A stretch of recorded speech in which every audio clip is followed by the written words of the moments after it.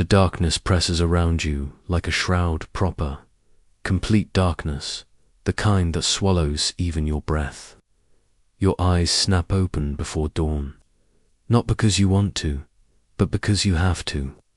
The monastery bells haven't rung yet, and still your body knows winter sleep is short, and today will be shorter. Your back complains against the lumpy straw mattress. The only part of you not warm is your face, which the cold bites without pity. Beside you, Eliza breathes steadily. Her warmth and the weight of wool blankets the only mercy in the room. Beneath the bed, the children's truckle creaks with a sleepy turn-small sounds in a house that keeps its secrets. You grope for the flint by feel. 3 strikes 1, 2, 3, and at last a moth-wing spark catches in the char-cloth tucked under yesterday's ash. You feed it splinters, then slivers, then thumb-thick sticks, patient as a priest with a stubborn confession. There, you whisper, as if sound could frighten fire. The ember thinks about it, then blooms. Smoke gathers under the rafters, thick enough to sting, and you're grateful for the sting. It keeps bugs from the thatch. Will the water buckets frozen again? Eliza murmurs from the corner, voice fogging the chilly air. You break the ice with a stick. The chunk lifts like a little window to another season and then slips back. With a sulk, sorry Lord, you add, because even muttering at water feels like swearing in Tudor England, where God hears all and the parish priest reminds you of it twice a week. You dress fast, yesterday's linen, wool tunic, the leather jerkin that turns the worst of the wind, hose tied with string. And those traitor shoes always damp, always. Half frozen, stiff as wooden clogs, until your feet heat them through. Eliza is already up, fingers quick at the hearth, laying on a new pot of pottage to warm what's left of your bones. The room is everything and nothing. Table, 3 stools, a shelf with 4 bowls, a locked chest in the shadowed corner. No ornament, no waste. Survival doesn't decorate. Father in heaven, bless this day and the work of our hands. You say a habit more than a plea, though some days you suspect the habit is the only thing holding the plea together. Your breath ghosts past the prayer and is gone. The door thumps. 14-year-old John, stamping snow from his boots, eyes bright in the pre-dawn. Master Fletcher, the brown cow's not right. Something in her eye. You're outside before. The word I finishes, leaving his mouth. The yard is a bowl of mud, scabbed with frost. Your breath hangs in clouds as you cross to the byre. Inside, animal heat slaps you dung and hay and the warm, sour, living smell of survival. The cow blinks. At you once, twice. Yellow weeps from the inner corner like grief. Is she fevered? Eliza appears behind you with a clay pot, green paste inside, smelling of rosemary, tansy, and whatever else her mother taught her that the priest politely calls a blessing, and the old women call medicine when no one's listening. You lay your cheek against the cow's neck, a trick your father taught you. Warm, yes, but not the wrong kind. She's eating. Relief is a small, bright thing you tuck into your jerkin like a coin. Not fevered, you say. Eliza crosses the cow and herself together. St. Bridge keep you, girl, she murmurs, and smears the herb paste with steady fingers. The first bell carries from the abbey, pre-fronting the frost with its iron voice. The sound lays a net over fields and lanes and every house from here to the river, a reminder that time, like land, belongs to men in stone. The pigs are squealing, Eliza says, listening. They smell snow. Too soon, you say. We need a month yet. She nods toward the slit of window with its shutter bowed by age. Heavy, bruised clouds are already sagging over the hills. Your stomach tightens. Early snow means the turnips will lock in the ground. Early snow means the pig may have to be slaughtered thin, the larder salted with regret. Milk her, you tell Elisa, and she's already crouching with the pail. I'll check the sheep. The sheep are your rent and your hope. England runs on wool. Even a man who can't read his own name knows that. 30 animals huddle in their pen, steam lifting from them like prayer. You count because you always count, mouth silent, fingers moving Beatleses in the air. 27, 28, 29, your breath stops. Bloody you start. Then swallow it, and the word behind it. Forgive me, Lord. One missing away, the pregnant one. The one with the split notch in her ear, John. You don't need to shout twice. The boy appears, already tensing like a dog who's guessed the stick is for him. He was supposed to count last night. I swear they were all here at locking time, he blurts. Eyes on your boots. It was dark, you say, the first scold. Rises and dies where your breath fogs. What does anger buy you now? Fetch Tom, check the north field. I'll take the woods. The north wind licks your ears the moment you clear the yard. Snow begins not as flakes, but as a feeling cold, settling into the hinge of your jaw, into the nail beds of your fingers. The day has a color you don't like, that grey-green of river water right before it breaks its banks. The wood beyond the fold is a clutch of black fingers scratching at the sky. You step between them, boots sucking in leaf mud, where the frost failed to hold. No birds, no fox track. Only the silence that eats sound and the tight wheeze of your own breath. Come. On, girl, you murmur to a world that isn't listening. Come on now, a flash between two thorned brambles. You freeze. For an instant you picture wolf stories have teeth when your belly is never properly full, and then you hear it. A plaintive, stubborn bleat that might as well be your heart. She's there, tangled deep in briar, wool snagged in a dozen mean places, one hind leg through a loop of old vine. Her eye rolls white as you approach. Easy, you say, as much to yourself as to her. Your knife comes out duller than you like. Sharpenings go to harvest, to shearing, to meat. You work slow, cutting, unhooking, letting the thorn tear at your glove instead of her skin. When the last vine loosens, she staggers and leans into you like a child. You breathe out for the first time in a quarter hour. By the time you lead her back, the world has become a room of grey light and slow falling. White snow catches on your cap, clings in your beard. In the yard, the pigs squeal like gossip. In the house, Eliza's fire is proper now, her bread already risen enough to make the room smell like mercy. Found her, she asks, glancing up from where she's showing Agnes how to twist a rush into a lamp, caught in bramble. You say, and only now your voice shakes a little. You take a pull of small beer cloudy warm, alive with yeast. Safer than the well. It sits in your belly like courage. Eat before you go again, Eliza says, handing you a slice of dark bread. You tear it and the heat climbs your fingers. And stings. The cow's eye looks better already. The paste is holding. Thanks be, you say around the bread.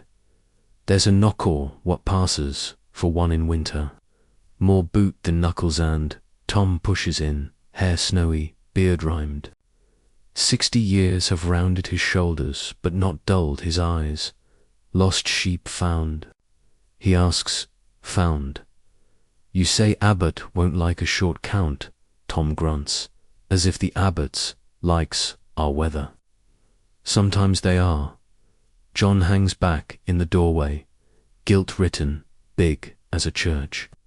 You jerk your chin toward the hearth. Warm. Yourself, then the turnips. Eliza's glance is a little sideways. You know what she's not saying?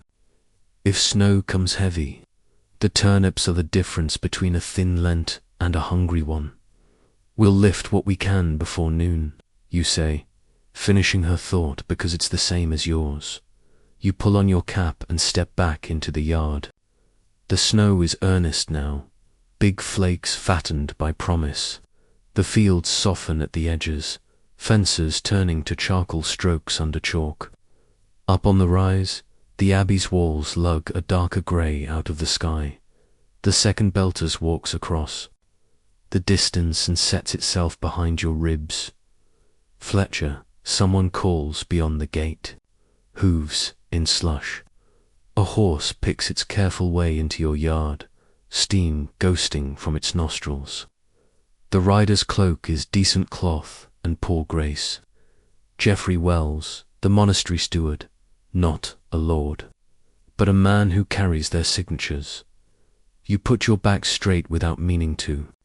God's blessings on you this fine day, you say, because words are cheaper than coin and sometimes spend the same. Fletcher, he says, not bothering to pretend the weather is anything but a chore. His eyes flick past you to where Tom has tilted a barrel to drain, to where John is pretending not to warm his hands too near the blaze, to where Eliza stands with her daughter, both of them busy and listening. I see the snow's found you. It found all of us, you say, and the crack of it sounds like a joke if you don't taste the worry in your mouth. I've come about the additional tithe, Wells says, sliding from the saddle like a man dismounting into someone else's house. The abbot requires confirmation you received his message. You feel Eliza's gaze at your shoulder like a hand. Another tenth, you say carefully, and 2 cheeses at spring. He doesn't nod so much as allow that the air has moved. See, the wool is longer this year, he adds. Last year's fibres were too short. You swallow the retort last year.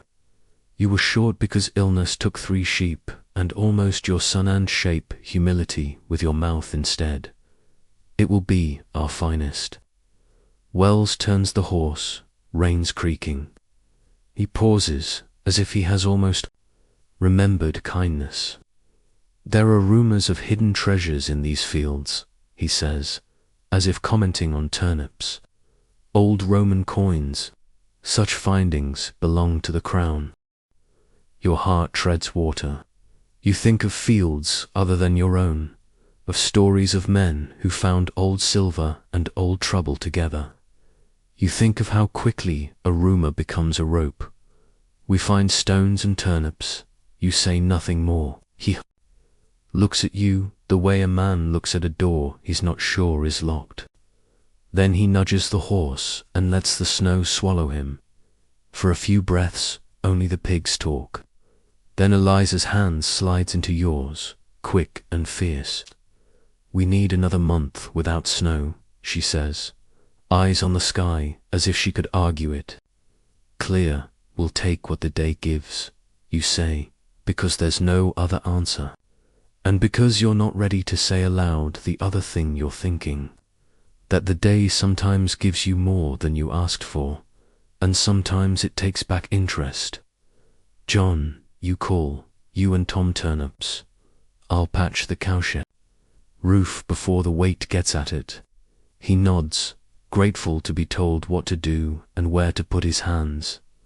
You cross the yard to the ladder, to the reed bundles, to the place where a man keeps his holding from turning into a ruin by doing the same. Small things every hour for years. Snow thickens on your cap as you climb. From the roof you can see the world. You own 5 acres and some grazing rights. And the world that owns you, the abbey spine on the hill, the road that brings men with words like due and tithe and law. Below, Tom's shout splits the steady hush of falling snow. Not fear, not yet surprise, will. He calls, waving from the turnip rows. Found something. You climb down, every rung a complaint in your knees. The snow squeaks underfoot where the frost holds and sucks where it doesn't. Tom and John stand over a scab of dirt where the earth looks wrong, a square in a world of irregulars. We were lifting that big turnip. John says, excitement ringing, his voice thin and hit. This, half-buried, mud-caked, the corner of a small wooden chest peers back at you like an eye. Not big enough to make a man rich, just big enough to make him foolish. Your mouth dries. You think of Wells's glance, of the Abbey's bell, of a life that balances on the cut of a turnip knife. Cover it, you say, your voice strange to your own ears.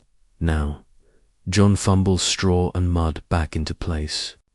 Tom looks at you the way men look at one another when the weather changes without warning. The third bell rolls across the fields. Snow thickens, hiding everything it can. Asterisk for a long breath. The three of you just stand there, the snow softening. The edges of everything except the thought in your head. A chest, and a steward who mentioned treasure half an hour ago. Cover it, you say again. And straw goes down in a hurry, the square becoming a rough, innocent heap. Tom's eyes don't leave your face. He knows what you know, small boxes carry big trouble. Keep pulling, you add, pointing down the row.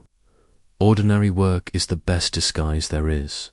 You force your hands to the familiar rhythm, twist, lift, thump, shake off clotted earth into the barrow. The turnips knock against one another like dull bells. Snow lays a lace on your sleeves and melts in the heat of your skin. And the world pretends it hasn't just shifted a finger's width by the time your fingers stop stinging and begin to go properly numb. Eliza's voice carries across the whitening yard. Food. A word like a lighthouse dot inside. The hearth has found its stride, flame bright. Iron black, steam ghosting from the pottage. The room smells of barley and onion and the stubborn comfort of time. Agnes sits straight as a lady, tongue between teeth, practicing the spindle's drop. Edward feeds the fire splinters like a penitent paying pennies. Found something? Eliza asks, without looking up, the question tucked into the ordinary between wash your hands and mind the bowl. Turnips, you say, and kiss the top of her head to buy yourself the mercy of not lying with your eyes. You eat dark bread that chews like work, hot stew that puts your shoulders down a notch. The small beer is good today, alive enough to prickle the back of your throat. In the pause between spoonfuls, you say the thing you've decided. We'll go back after light's gone. Just us. Eliza doesn't start. She nods once, the way she does when the weather's set. Tom, then not the boy. Not the boy, you agree. John is 14 years and eager. Eagerness makes leaks. Tom scratches at his beard with one knuckle. After curfew, then, I've a horn lantern. Throws less light. And if anyone asks, Eliza adds, you heard wolves. Again, you don't want to use God's name for this plan, so you use Tom's, right? The rest of the bowl goes quickly. The room gathers itself back into the machine of survival. Eliza and Agnes at the wheel, the treadle thumping like a heartbeat, John mending a strap, Edward arranging pebbles into armies that never fight. You bank the fire, pull your cap, and head back out, because work won't be fooled by chests in the ground. Afternoon lays itself down early, the pale slice of sun slipping behind the abbey wall, as if even light doesn't care to meet the abbot's eye.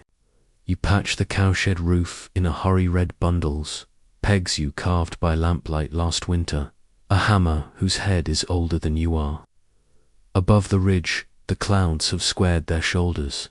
Will John's shout needles through the snow? Hush, look. You hop down, knees reminding you they've kept all their promises. In the field, the barrow has slid sideways, one wheel caught in frozen furrow. John's gloved hand is up, palm cupped. In it, black with age and the wet of the soil, a coin shows its tired face. Not new silver, not the king's bland profile. Something old, the nose wrong, the wreath wrong, the whole feel of it wrong and right at once. Tom's breath fogs over your shoulder. Roman, he says, making it half question, half prayer. Could be Saxon, you murmur, because saying the right word out loud invites the wrong ears from miles away. It sits in your palm with the weight of a thought you can't afford. 2 months' meat, maybe. 3, if you found the rest. If you kept it. If you spent it without the steward hearing the jingle. The king's, by law, Tom says softly. And the abbot's, by habit. You close your fist. The metal warms. Immediately, as if it had been waiting for a hand. Not a word. You don't look at John, because boys tell the truth when you stare too hard at them. Not even to Eliza. Not yet. Tom dips his chin. John nods too quickly, which is the only speed his nods come in. You tuck the coin into the small leather pouch at your belt under the jerkin. It rides against your hip like a sin and a solution. Both snow grows serious. Flakes fatten to feathers. The turnips come up slower, the barrow more stubborn. Tom eyes the sky. Another row, then in. They'll freeze if we don't. Another row, you echo and spear the next bitter, beautiful root. By the time the light is truly gone, no. Twilight, just a door closing. You've stored the last sound ones in the root cellar, layered in straw, counting without counting. The nicked ones sit in a basket by the hearth, their fate decided by accidents in a field. Eliza's bread has baked, the smell of it lifting the roof beams by a finger's breadth. She has a pot hanging already, thin as ever, but hot peas, and a piece of salt pork as big as a man's thumb for courage. The messenger came, she says in a voice meant for your ears only as she sets the loaf to rest. While you were in the field, extra tithe to cheeses. You nod, because you've already told Wells you'd nod. Saying it again would make it true twice. And Will, she adds, eyes still on the loaf, if that box is something we should fear, say so now. I'll pray either way, but I'd rather know what to pray for. Pray for wolves, you say, and it's almost a joke. Night folds the house into the old shape. The children fight yawns and lose. Tom rolls out a pallet by the hearth. John curls on straw by the door, a dog without the dog's ease. Eliza banks the fire. You can read the room by muscle memory in the dark. You wait. Waiting is a skill you learned from weather. Don't push it. Let it come to you when the house is breathing for different rhythms. Each a little music of its own. You squeeze Eliza's hand under the blanket. She squeezes back, once, then lets go. You've been married long enough to understand 3 kinds of silence, and this is the kind that says, go on, then, be careful, come back. Outside, the cold shakes your teeth. Snow has laid a skin on the world, the kind that remembers your steps longer than you'd like. Tom is a darker shadow by the byre horn lantern hooded to a pinprick. You sure? He says. No, you say yes. The word picks a side without asking you. The turnip field is a white table waiting for a spill. You walk without talking, the sound of your boots like 2 men rubbing flint. At the scab you covered, you both kneel. Tom holds the lantern between his knees. You work the soil with the little iron pry, slow and careful so the sound doesn't carry. As if sound had anywhere else to go on a night like this. Asterisk. The chest shows itself greedy for light. You brush mud from its corners with your glove. It's smaller than you let yourself hope. That's good and bad both. Careful, Tom says, as if he could slow your hands with a word. I am, you. Say, and you are. And still your heart behaves like a boy who's seen a fair for the first time. The lid lifts with a noise like a door remembering. It used to be a tree. Light answers you, not the jumpy gold of fire. Not moon, not lightning, not heaven's common tricks. A warm, steady glow that seems to come from somewhere inside the air and the wood and the night together. You and Tom both flinch, not away but inward, like men too close to a hot oven. The lantern looks unnecessary now, ridiculous. He thumbs it shut on reflex and the field is still lit. The thing inside the little chest is no coin hoard, no saint's bones, no goblet from a story. It is a perfect orb, clear as glass and clearer than any glass you've ever seen, the size of an apple. Light breathes from it, not blinding, but sure, as if it knows its business. Mother of Tom begins, and the rest of the prayer slips between his teeth unspoken. He makes the sign anyway, twice. Witchcraft, he says, softly. Like a man quoting the weather again. You can't answer. The glow sits in your eyes, in your throat, in your chest. Your hand goes out without your permission and stops because Tom's hand is on your wrist in a grip you haven't felt since he dragged you out from under a skittish plough horse when you were 12. Don't, he whispers. No Christian man should a bell carries over the frozen fields, the abbey.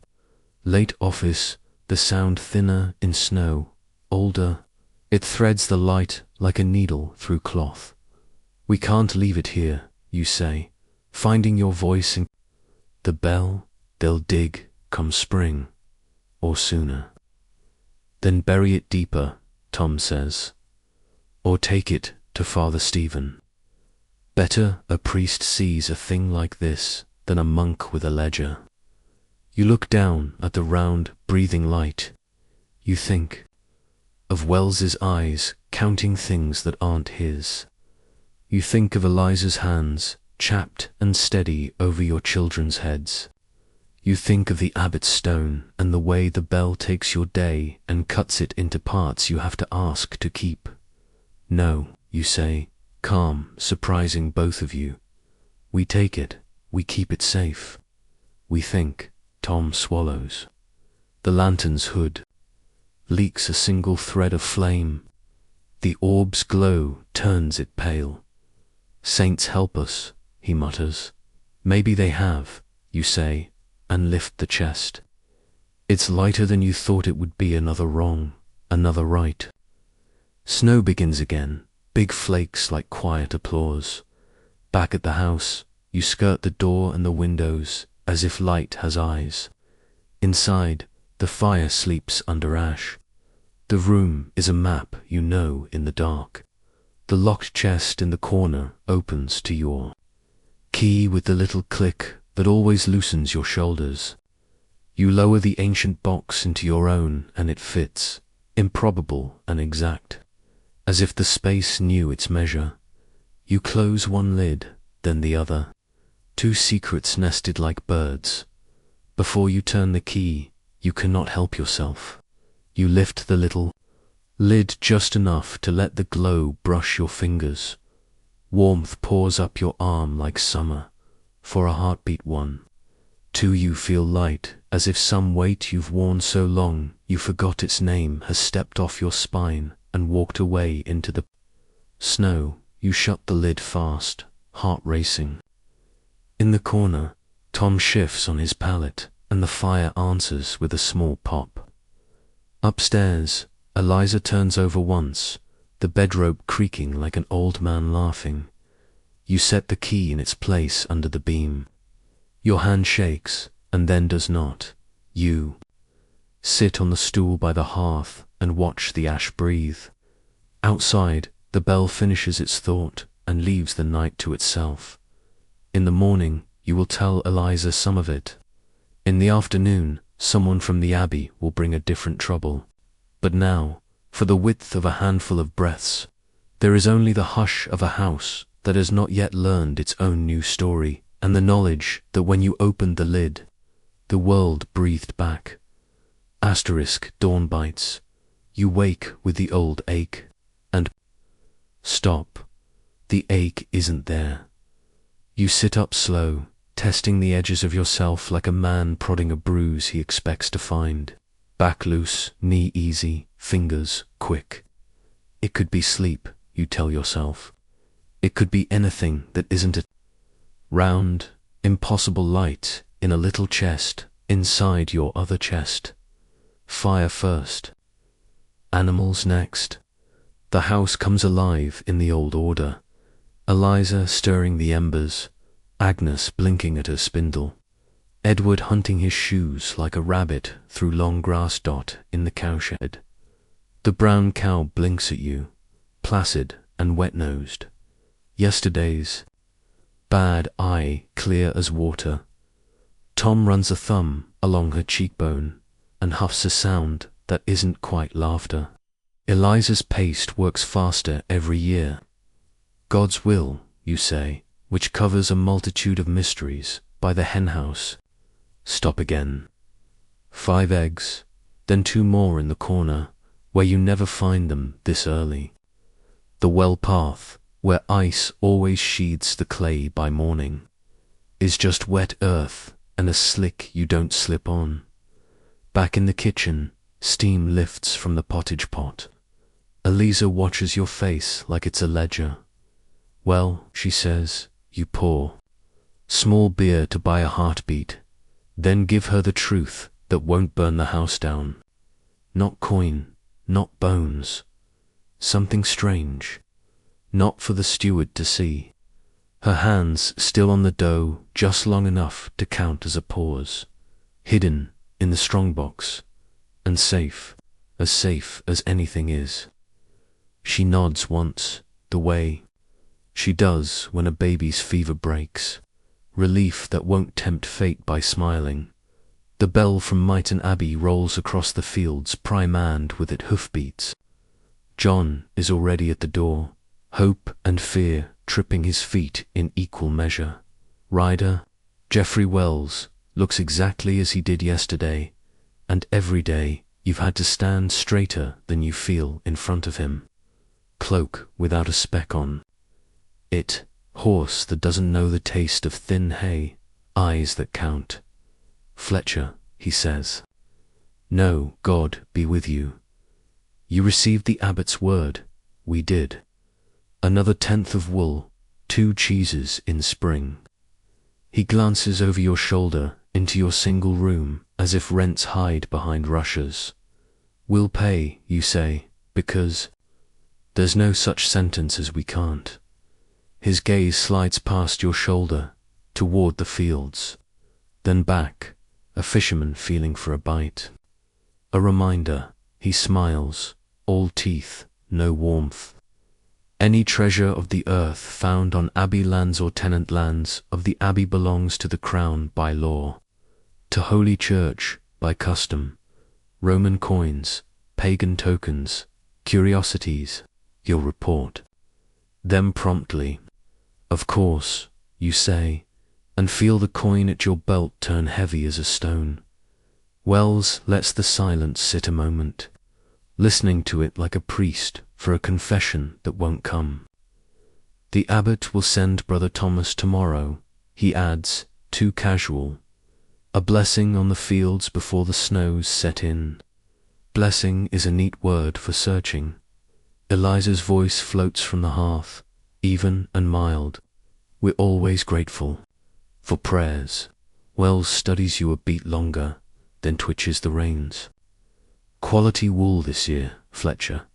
fewer short fibers, see to it. As if you grew fleece to his measure, like bread in a monk's pan. He touches his heels and is gone, leaving hoof prints that fill with new snow as fast as they're made. You hold the door until the cold has said everything it intends to say, and close it on your own breath. Eliza is already looking at the ceiling beam where the key sleeps. Tomorrow, she says. Tomorrow, you agree. Daylight is miserly. You take it where you can, patching the henhouse, mending a gate strap, running numbers you don't have. The slate to mark. Tom works near you without talking, which is how he talks when it matters. By noon, the clouds have lowered to a lid. You eat standing heel of bread, spoon of stew, a kiss to the top of Edward's head. Agnes shows you a length of surprisingly even thread. Good, you tell her, and mean both the skein and the future. In the yard, the apple tree holds its bones up against the sky. You pause with a handful of kindling that's more ice than wood, on a south-facing twig no bigger than your smallest finger. A bud has cracked its brown coat. December, you should scrape it off, save the tree the mistake. You don't. Instead, you go to the byre, where Tom is rolling a new rope twist, and say, tonight we look again, not in the field. Here, he lifts his brow a fraction. You're set on keeping it. It's set on us, you say before. You can stop yourself, and that's the first time you realize you believe it. He grunts. Then we need a story for Brother Thomas. Wolves, you say, and almost smile. Then, no, blessings. Blessings, Tom echoes, as if tasting the word for hidden thorns. Evening comes early and hard. You eat the thin, hot meal that is better for being hot than bank the fire with Eliza's steady hands beside yours. The children climb to the loft. Tom lays out his pallet. John yawns so wide you can count the last 2 milk teeth he hasn't lost. When the house has settled into its 4-part breathing, you lift the strong box again. Your key feels heavier than iron. Eliza rises without a word and stands with you at the table. Tom takes his old post by the door, the horn lantern open just enough to render the dark, honest U-turn the inner lid.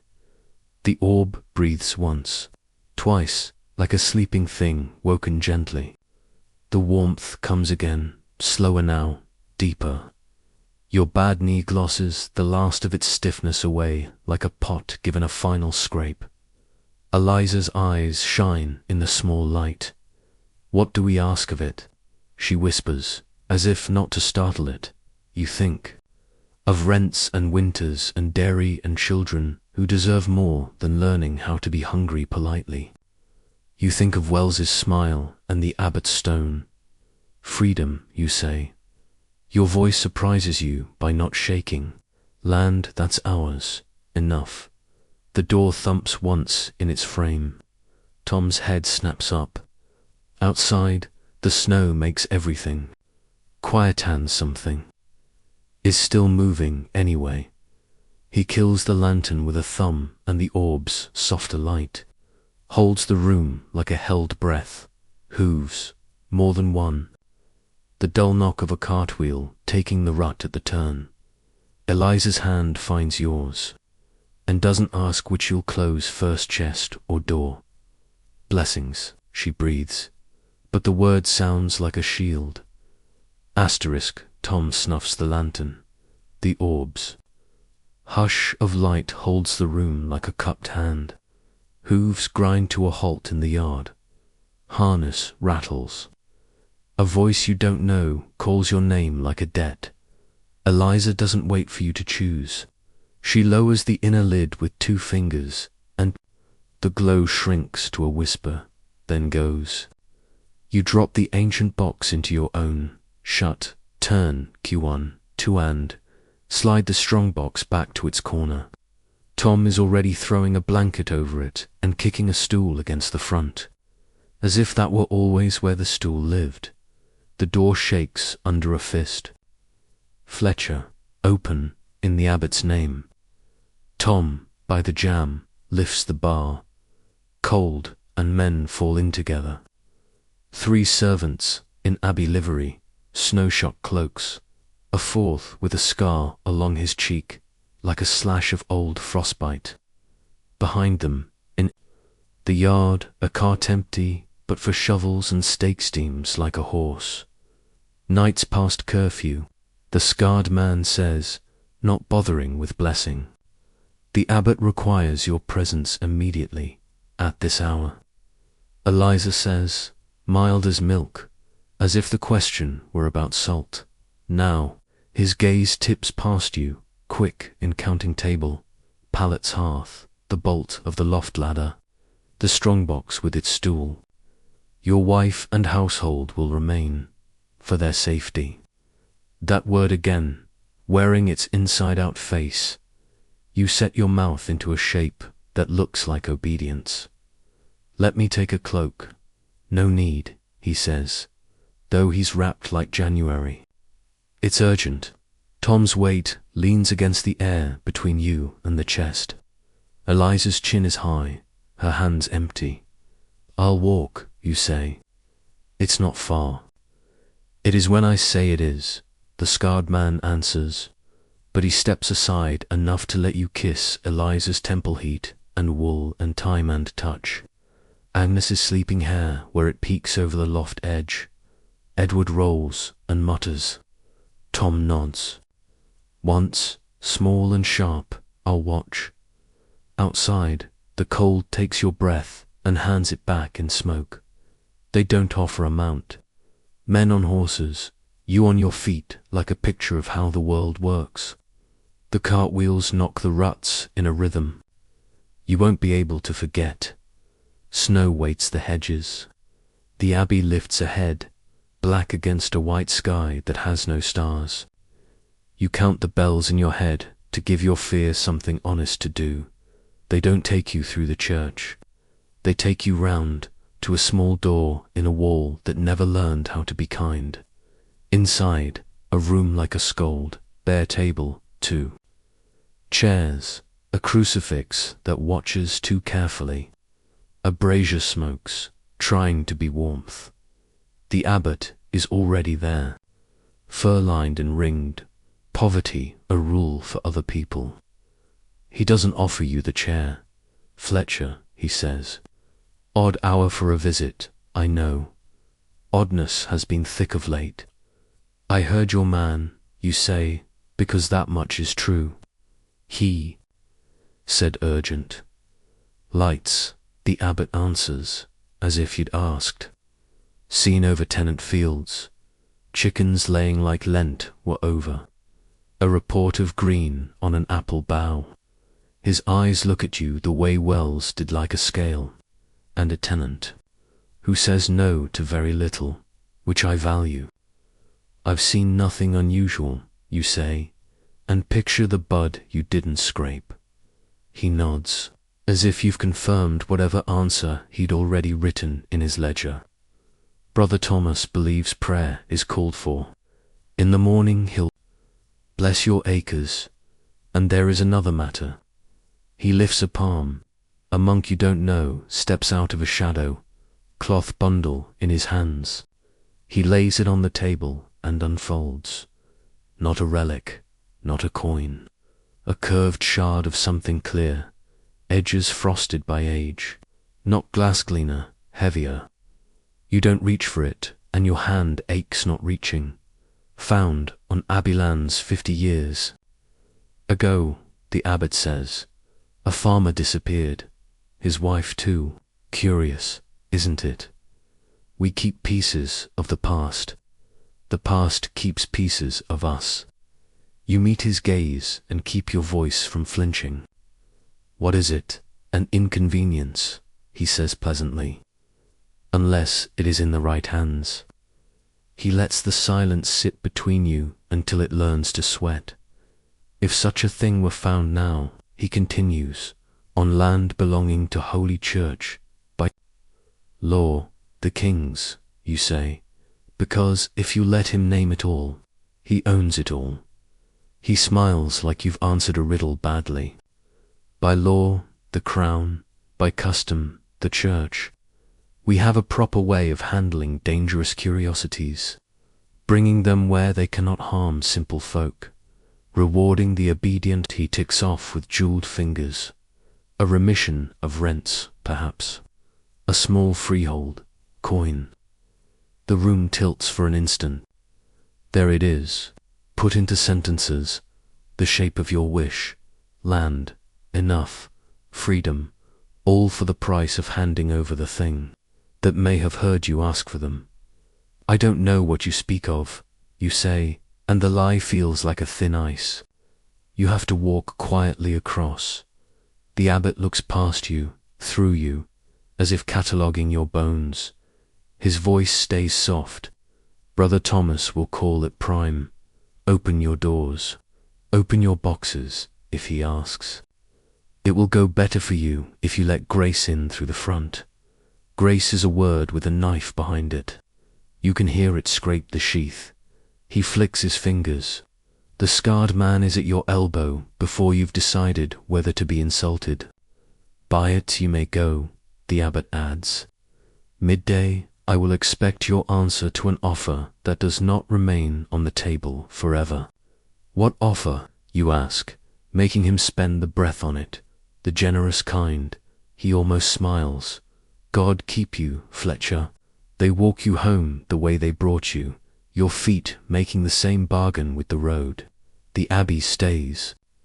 Behind, tall and patient as a winter dot. Your door opens on Eliza's face, and for a moment the world tightens back to its truest size. The men stand just inside, footprints puddling into the rushes. Asterisk. Well, she asks, as if you've come from the buyer and not a room built to extract answers. They want a thing they can't name, you say. They'll bless the fields to look for it. Midday, the abbot expects me to be greedy in the way he approves. Tom's mouth goes thin. Then they'll be back before blessing. The ones who don't bother with holy water. We need a hiding, Eliza says, already thinking with her hands. Not the strongbox.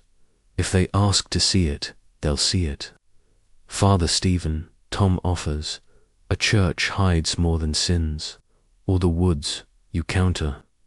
The hollow oak. The old ways frighten new eyes more than altars do.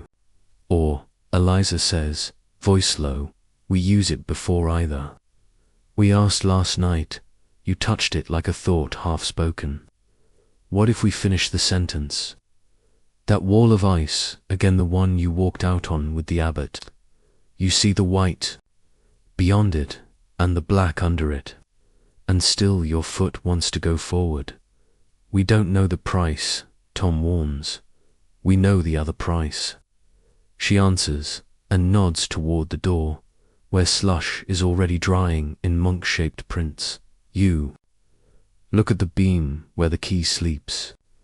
You look at your wife, who has buried 3 babies and kept 2 alive on nothing but will and barley. You look at Tom, who has pulled you out from under hooves and worse. Dawn, you say, before prime, before he brings his blessing. Asterisk, Eliza. Nods once, and some knot you've been carrying since you first saw the chest loosens a turn. Tom drags a bench against the door and settles on it with the horn lantern dark in his lap. You lie down because the dark expects it of you, but you do not sleep. You listen to the house breathe for rhythms plus yours, and to the little sound the key makes against the beam each time. The wind shouldered the wall. When the east begins to learn about light again, you slide from the mattress. Eliza is already sitting up, hair plaited, eyes steady. Tom lifts his chin without moving his back from the door. You set the box on the table. You lift the inner lid. The orb wakes as if no time has passed at all. Warmth writes itself into the air. Eliza takes your left hand in her right. The two of you stand like people about to cross a ford. Say it, she whispers, so it knows you mean it. Freedom, you say, without looking away. Land that is ours. Enough, and no more than enough. You reach. Outside, far off, a bell begins to ring. Not prime, not yet. A smaller bell, closer. A handbell, maybe. Someone in the yard, and then knuckles on the door. Urgent, a voice you didn't expect to hear so early. Thin and keen as wire. Master. Fletcher, for God's sake open. Asterisk, Eliza's hand leaves yours. The inner lid sinks. Light folds itself away like a bird tucking its head. Tom is already at the bar. You nod, he lifts. Cold and a monk come in together, thin as a quill and twice. As sharp hoodback, snow in his hair, brother Thomas. Not the steward's bludgeon, a needle. His eyes sweep the room once and take the measure of everything. The stool that didn't used to live in front of the strongbox. The ash on the hearth. The way your hands haven't decided what to do. Forgive the hour, he says, and you hear. The Latin school in his vowels. Prime will sound soon enough, but I thought private counsel might be kinder than public blessing. Eliza pours water because that's what a good woman does when a man with authority steps into her house. He accepts the cup, but he doesn't drink. He uses the steam to see where your breath trembles. You've been sent. You say, I've come, he answers, which isn't the same. The abbot will come later, his men first, with stakes and spades and questions that don't know. How to be gentle. If there is anything in your keeping that would excite their zeal, I advise you to decide who you want to give it to before zeal decides for you. Tom's shoulders shift. He becomes taller without moving. We have nothing but turnips, brother. Thomas's look says he has heard that sentence in 100 forms and never believed at once. He sets the cup on your table, crosses himself, and murmurs a prayer that is either real or camouflage. Then he does a thing that makes the hair lift. On your arms he kneels and presses his ear to your floor as if the earth might tell him secrets. Snow spoke last night, he says without looking up. Light was seen. The land remembers more than men think. He rises. I am not your enemy, Master Fletcher. Then why the cart? Tom says, too close to disrespect. The cart is not mine. Thomas's eyes flick toward the yard, toward. The track's a cart left earlier. Nor are the men 15 minutes behind me. I can turn them aside. Some of them, for a time. But only if I'm not made a liar by what I find in your house. Silence holds a knife and lays it carefully on the table between you all. Eliza breaks it with her steady voice. What would you do with a curiosity if you found one, brother? Something like weariness crosses his face. What my order has taught me, secure it, study it, claim it as God's and therefore ours. What my conscience says, keep it from fools and the greedy alike. His gaze moves back to you. And if its light heals rather than harms, let it heal those who've earned. No more than a fair day's wage and a winter that doesn't starve their children. You hadn't meant to breathe, and you do anyway. Distant, a bell begins to test its voice. Not prime, not yet. In the yard, iron on stone. Earlier than he promised, the steward's habit. Choose, Thomas says, not unkindly. Let me leave. With ignorance, and I can swear to it. Or show me enough truth to make my lie safer to speak. Eliza looks at you. She doesn't nod, She doesn't need to. You slide the stool aside. The key comes down from the beam with the small, familiar scrape. Thomas doesn't lean in. He looks away, as if modesty could be had like arms. The inner lid rises a thumb's width, that's all. The orb wakes like a coal that never died, a pulse that chooses your wrist bones to count against. One breath, two, enough to make the truth. Undeniable and still small enough to keep its shape hidden. Thomas flinches only in his eyes. His hand lifts a fraction and stops in the air, as if he's remembered his vows all at once. Ah, he says, a sound that is prayer and scholarship and hunger snapped off at the stem. Not pagan, not holy, older than both the words. You close the lid.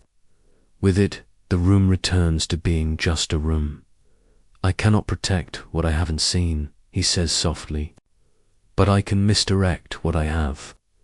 They will go to the southeast acre. I'll be devout about it. I will sprinkle an intone over stone and turnips until their zeal turns to boredom. Keep your house calm, keep your faces straight. Whatever you do, don't let them take your box apart.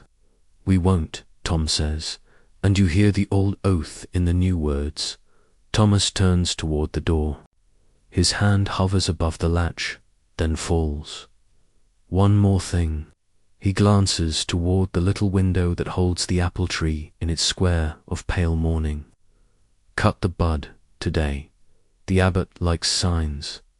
Don't teach him to read in your orchard. A rap at the door interrupts him Wells's particular politeness, pounding wood.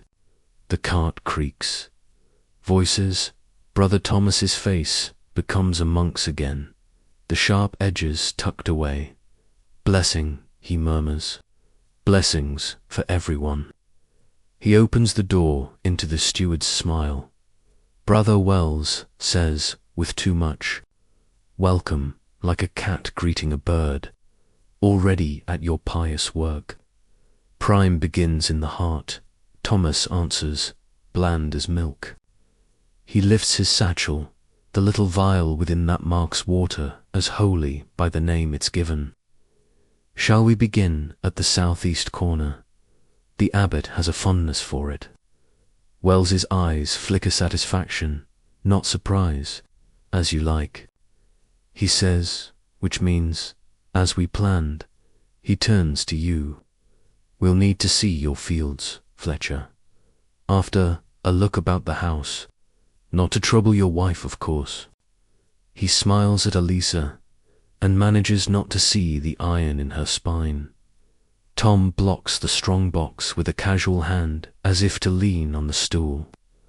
Mind the threshold, he tells the lay brothers, friendly. It warps when it's wet. Asterisk, they file out. Wells, two servants with stakes over their shoulders, Thomas between them, head bowed in a picture of humility he has chosen for himself. The last man leaves bootfuls of slush-like signatures on your floor. Eliza breathes out. It's the first sound anyone lets themselves make. We should move it, Tom says. Not the box. They'll pry at boards if they get the bit between their teeth. Somewhere they won't think to open. The flour bin, Eliza says at once. No man wants to bring holy water near wheat. He'll bless the bread at the altar, and keep his fingers clean in kitchens, or the cheese press. Press, Tom says. The bin leaves tracks. Flour tells on you. You nod, fast, then. The strong box is heavy to the eye and lighter than it looks when you lift it wrong. Because what matters isn't wood and iron today. You set it by the press. Eliza's hands already have the hoop and cloth in motion, the curd-scented world of her skill rising around you like smoke. She opens the chest, moves the small ancient box into the press's shadow, lays a cheesecloth over it, and slides a half-wheel atop as if she were always at this stage. She sets the press, turns the screw. A bead of whey creeps, honest as any. Day's work. You return the now emptier strongbox to its corner. No one will remark that it weighs less unless he means to weigh it. Men like Wells don't lift. They point. Coin, Eliza says suddenly. Eyes on your belt. The Roman silver you pocketed yesterday seems to heat through leather at the mention. Not on you. You slip it into the ash bucket and crush it under a still warm coal. Your heart stutters at the sacrilege your grandfather would have named it, then steadies. Ash tells different truths than flour. Outside, voices move across your land. Here Wells calls, then, deeper. The sound of a stake driving. The fluting rise and fall of Latin. Brother Thomas spends syllables like coin. Agnes peeks. Over the loft's edge, hair a tangle, eyes wide. Is it blessing? Yes, Eliza says. And work, two kinds at once. The door opens without a knock. One of the servants steps in with the entitlement of men who've been told they can be anywhere. Look about, he says to the pair behind him, and to you only a moment. They do the inventory you expected. Table, pallets, the peg where the good knife hangs, the chest with its poor treasures. They lift the lid on the grain bin and recoil a little from the smell of wheat, which is to say from the idea of spilling it. One glances at the cheese press, sees a woman's world, and lets it be. They rap the strongbox with empty knuckles. Key one says, and you hand him the iron. He opens it, finds the silver cup and the feast knife, the deed wrapped in oiled cloth, the 3 pennies. He lifts the cloth, finds nothing beneath it but the bottom of the box. Close, you say, and he does, and you lock it again with a hand that doesn't tremble, because you've taught it not to. Asterisk. Wells returns, with snow on his hem and import. In his voice, all appears in order. He says like a man practicing a sentence he hopes to keep using. We'll dig a test in the southeast acre after breakfast. Brother Thomas says, better to disturb the ground while it's still stiff. His eyes do their slide past the room's edges once more, then fix on you. At midday, the abbot expects your answer, to which offer Eliza asks, so sweetly you almost miss the blade in it. The generous kind, Wells smiles. We, like compliance in men. It saves their wives trouble. You see the future in that sentence. Winter a fraction crueler. A rent that will not forgive. A glance in church that brands your family for other people's comfort. You also see the press, the hidden chest beneath it, the orb resting as if held by patience. Asterisk, asterisk. When they're gone at last, door shut, bar down, you let yourself lean 2 fingers on the table. It's all you'll allow. Eliza takes your hand again. We don't get another morning like this, she says. He'll bring more men next time, and their questions will learn knives. Tom listens at the seam of the door, then turns back. They're taking spades to the southeast.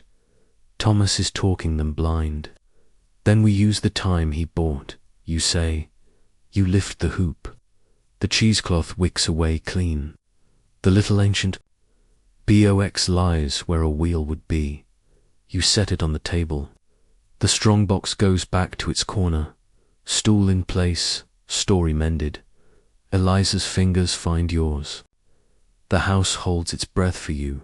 Or maybe you imagine that because you need to. Say it, she reminds you, as if prayer is an art improved by practice. Freedom. You say again that exact word, the one that fits your mouth like bread. Land that is ours. Enough for ours and no more than enough. You both reach together beyond the walls. A spade rings on stone. Latin drifts like smoke. A wood dove claps its wings out of the hedge. The orb brightens not a bird this time, but a small sun, and the warmth rises. And you feel the tide that took your ache yesterday come back deeper, stronger, and just as the light grows, just as your skin begins to think it remembers summer, your door shudders under a different hand, a hard one, the kind that belongs to men who don't ask twice. By the king's writ, a voice bellows, not Wells, not Thomas, a sheriff's man, or worse, open in the crown's name. Asterisk the bar jumps in Tom's hands.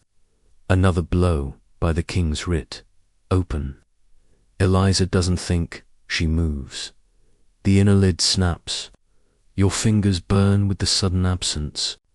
She snatches the small chest, crosses the floor in 3 steps, and lifts the cheesecloth from the press as if continuing yesterday's work. The chest drops into the shallow pan of whey with the softest thud. Linen back, hoop down, screw turned. A bright breath leaks through the weave. She drapes a second cloth, presses harder, whey creeps. Light dies to a rumour. Tom slides the bar, slow enough to steal seconds. You kick the ash bucket 1/2 foot, so the scatter reads as carelessness, not concealment. Agnes is already on the ladder, eyes big. Eliza flicks 2 fingers, upstairs. Agnes goes. Edward is a lump under the bench, let him be. The door staggers. Wide. 3 men shoulder in, one in a leather jack with a sword and the kind of jaw the law hires, 2 with cudgels and the itch to use them. The leader holds up parchment fat with seals. John Kedge, Sheriff's Sergeant for the 100. He says, as if reciting his own name in church might absolve him. We seek items of treasure trove, illicit relics, contraband of pagan make, by the crown. Stand aside. You stand where a tenant stands, 1/2 pace back from your own hearth. You'll find rushlights and turnips, Sergeant the crowns. Welcome to both. Kedge doesn't smile. He gives the writ a snapping shake. Toward Eliza, toward the press, toward Tom's shoulder. Search, he tells his men. They come like dogs let off. One wraps the strongbox, key. You hand it over because you have to. He opens, sees exactly what the steward saw. The silver cup, the feast knife, the 3 pennies, the deed in oiled cloth. He lifts the cloth like a child peeking under a blanket. Wood stares back. He grunts, unimpressed, and closes it. The other heads for the grain bin. Palms flour, sneezes like judgment, turns away. He flicks a glance at the cheese press, then away again. Women's work. Eliza keeps her hands busy at the peg rack, counting. Spoons that don't need counting. The press sweats honestly. Whey taps to the bowl with a sound like a clock learning a language. Kedge turns a slow circle, the way a cat measures a room it wants to own. His gaze stops at the hearth, fires. Hot for a poor morning, he says. So is the weather for a poor winter, Tom answers. Neutral as a fence post. Loft, Kedge says. A cudgel man starts up the ladder.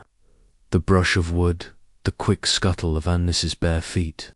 The grunt of a man who didn't expect a child to look him in the face and not cry.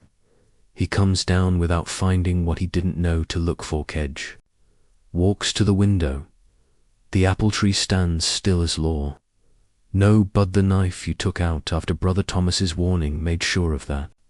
He stares longer than you like at the southeast corner, where stakes bristle like bad teeth and Latin hangs in the air like smoke. He turns back, satisfied with being dissatisfied. He reads the writ again to like the sound of it. Will be back, he says. At noon, the abbot will attend, and the king's seal will stand with his anything found on this holding belongs above your head. Do you hear me, above mine even. It costs him something to say that. You can taste it.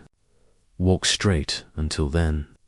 No turning out cupboards into neighbors' arms. You'll have bread at noon, Eliza says evenly. If men must dig, men must eat. It makes them gentler with a wife's house. Kedge hesitates. Bread is the only argument that ever won a soldier. He nods at the idea of it, not the kindness.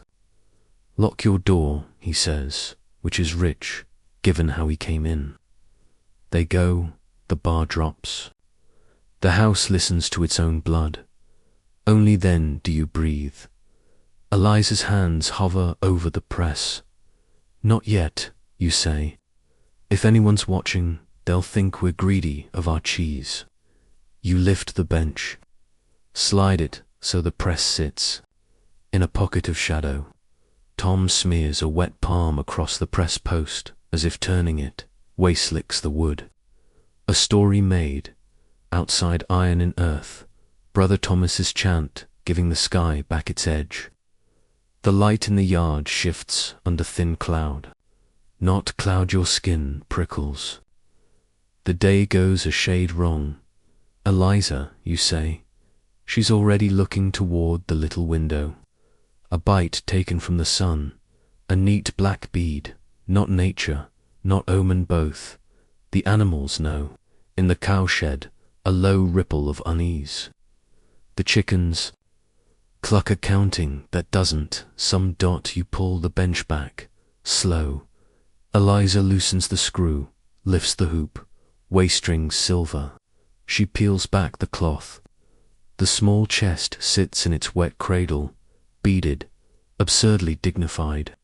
It hums against the would like a trapped bee. Now or never, Tom says.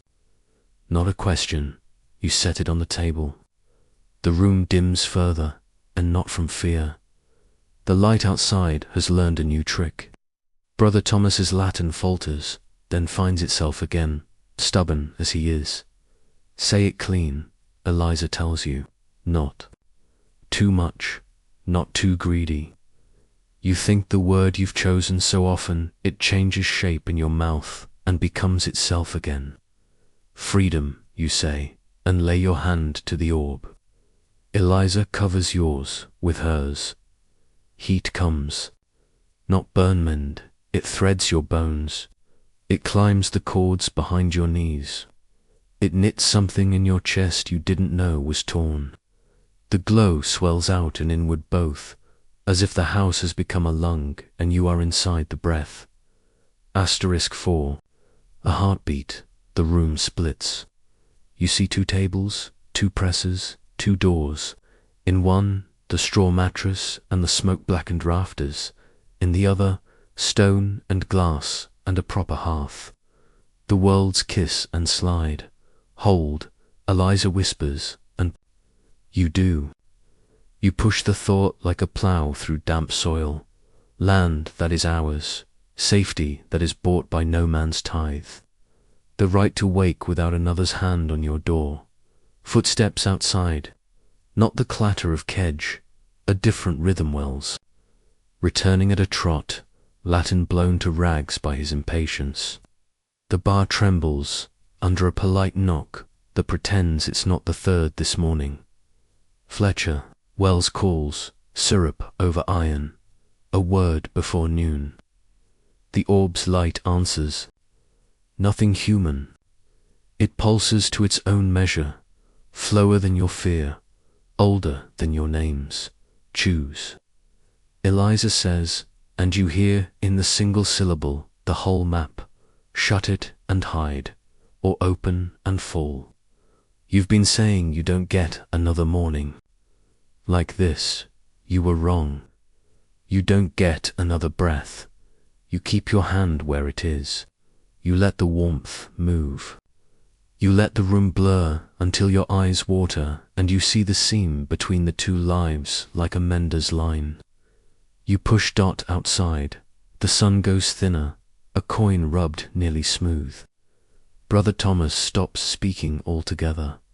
Wells knocks once more the way men are before they stop being gentle. You open your mouth to answer him. What comes out is light. Asterisk. Light answers your name. It pushes up through your chest and out of your mouth. A warm bell rung from the inside. It spills over your hands, over Eliza's, through the cheese, steam, and rushlight smoke. Out beneath the door where Wells's knock is learning to be unkind. For a breath the light is everywhere. It threads the rafters. It climbs the ladder, brushes Agnes's ankle and turns her fear to stillness. It noses under the bench, finds Edward's small fist and softens it open. It runs up the press post and hums in the grain of wood as if sap remembers summer. It presses a coin shine into Tom's eyes and makes him young for half a heartbeat outside. The sun narrows to a bitten coin. Brother Thomas's Latin breaks. Then his voice does a thing you've never heard it do. It laughs once, astonished and small, like a man watching the sea decide. Hold Eliza's mouth near your ear, her breath a human tether. You hold, the room splits. Asterisk. Not with a crack, with a seam like cloth eased open by a careful hand. 2 hearths, 2 tables, 2 doors, 1 set of hands, Urzen, something that is not a thing any more but a choice in shape. Behind the door, Wells's knuckles, polite going stale. Kedge, somewhere down the track rehearsing authority. A world with posts and rents and men who like to count under other men's roofs. Before the door, a brightness that is not outside and not in. Heat like July laid open. Wind on grass. Bees. You. Feel the pull, and for once you do not resist what pulls you. You leaned out the door, opens under Wells's 3rd knock. He looks into a room that isn't there. You stand in another stone walls. Not grand, but honest. A proper fireplace with a proper throat that takes smoke the way it's meant to go. A floor that is wood, tight laid and planed, not earth. Light poured through glass. Not the bottle green panes in a church. Clear enough. You can count the midges dancing over something golden outside. Agnes's foot thumps down the last rung and hits a stair. Not a ladder. She says, oh, in the voice she saved for lambs. Edward slides from beneath the bench. That Peasant blinks like a pup, and laughs because the world has done a trick for him. Tom staggers, then catches himself on a chair you've never owned, but know how to repair. Well, he says, to nobody and everything. That's a neat turn. Eliza hasn't let go of you. Her hand is bones and bread. She looks at the window, then at your face, then at the orb between your palms. Its light subsides, not gone, not showy. The beat inside it slows to match the beat inside you. You both breathe into its quiet. The door behind you opens a second time on instinct. You turn, beyond the threshold, not mud, flags, not your yard. A little square of swept stone warmed from a sun that believes in itself. Air that smells of cut hay and hot horse. No Wells, no Kedge, no Brother Thomas, no Abbott's Wall on the horizon. A ridge of low hills. A church tower, you know, by the angle of its shoulder, but not by the brightness of the slate. A village in a way that says 100 extra decisions have been made and paid for since yesterday. Heat strokes your face. Outside the window, wheat, not stubble, not frostburnt, kale, shoulder high, bowed and ready, held up by a sky the color of pewter, hammered thin. Bees take the measure of it in straight lines you can almost hear. Summer, Eliza says, like she's naming a child she had been told was lost. It's summer. You set the orb down on the table. The table is polished. Your hand leaves. A damp print that dries too quickly, you can feel in the tips of your fingers. A dozen small wages paid for the making of it. Agnes steps to the window, palms to the glass, reverent without knowing why. We have windows, she says, devout. Edward has found a carved horse and is putting it on the sill so it can see what horses dream of. Tom crosses to the hearth, squats like the man he's always been. Draws good, he says. He looks back at you, and in his look is a question you won't answer yet, and loyalty you didn't deserve then and don't now. Are we dead? No, Eliza says, before you can. She tilts her head, listening past the room. The geese are still. Rude. And there they are outside somewhere, scolding a world that doesn't know how to walk right.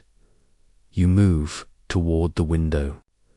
Your legs feel like they remember a different weight. You look out and see more than you can think at once. Hedgerows tight and well cut. An orchard on a slope that used to be thorn and rumour. 2 small outbuildings with new thatch. A pond with a sensible fence around it because someone has decided toddlers and water don't mix. On the wall by the hearth hangs a board, carved clean and oiled. The letters arrange themselves under your eyes because your mother made you learn them at winter's edge, when your hands wanted a different kind of work. Fletcher, house established 1503. The numbers knock something loose in your head, like a pail off a peg. The air bends. Memory comes like rain when you can smell it first. Faint, then there, cool, then soaking. Ordinary, then everything. A lane, dusty. A man with cards and a debt. A chance bought on a sour night that came sweet. Hands counting fleeces in a barn. That leaks less than it has any right to. Eliza in a room with light enough to sew by afternoon. A pen with fine-shouldered Cotswold use. A boy with ink on his cuffs because somebody paid for him to learn Latin in a place with bells. It arrives. In pieces, not all at once. Enough to make you dizzy. You reach for the table again, and the table is there like a good neighbour. You don't ask how. You know enough to be grateful before you're curious. Are we safe? Agnes asks, because she is 6 and has learned. The shape of that question in the way grown-ups breathe. Did the monk go away? The monk went where monks go, Tom says, which is either kind or unkind, depending on which monk you mean. He looks at the door and doesn't see Wells, and for the first time you've ever known him, he lets his shoulders all the way down. Eliza is back at the orb.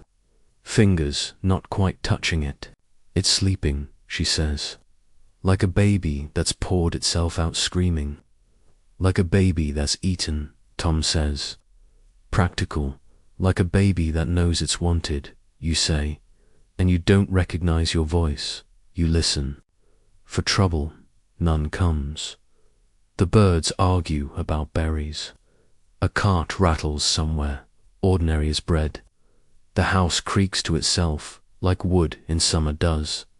Then dash hooves, closer, not many, not hurrying. You and Tom trade a look. You're both moving. Before the sound finds the yard. 2 riders, not monks. Clothes of men who answer to themselves more than to anyone else. A steward you don't employ, and a farmer you do, by the cut of their hats.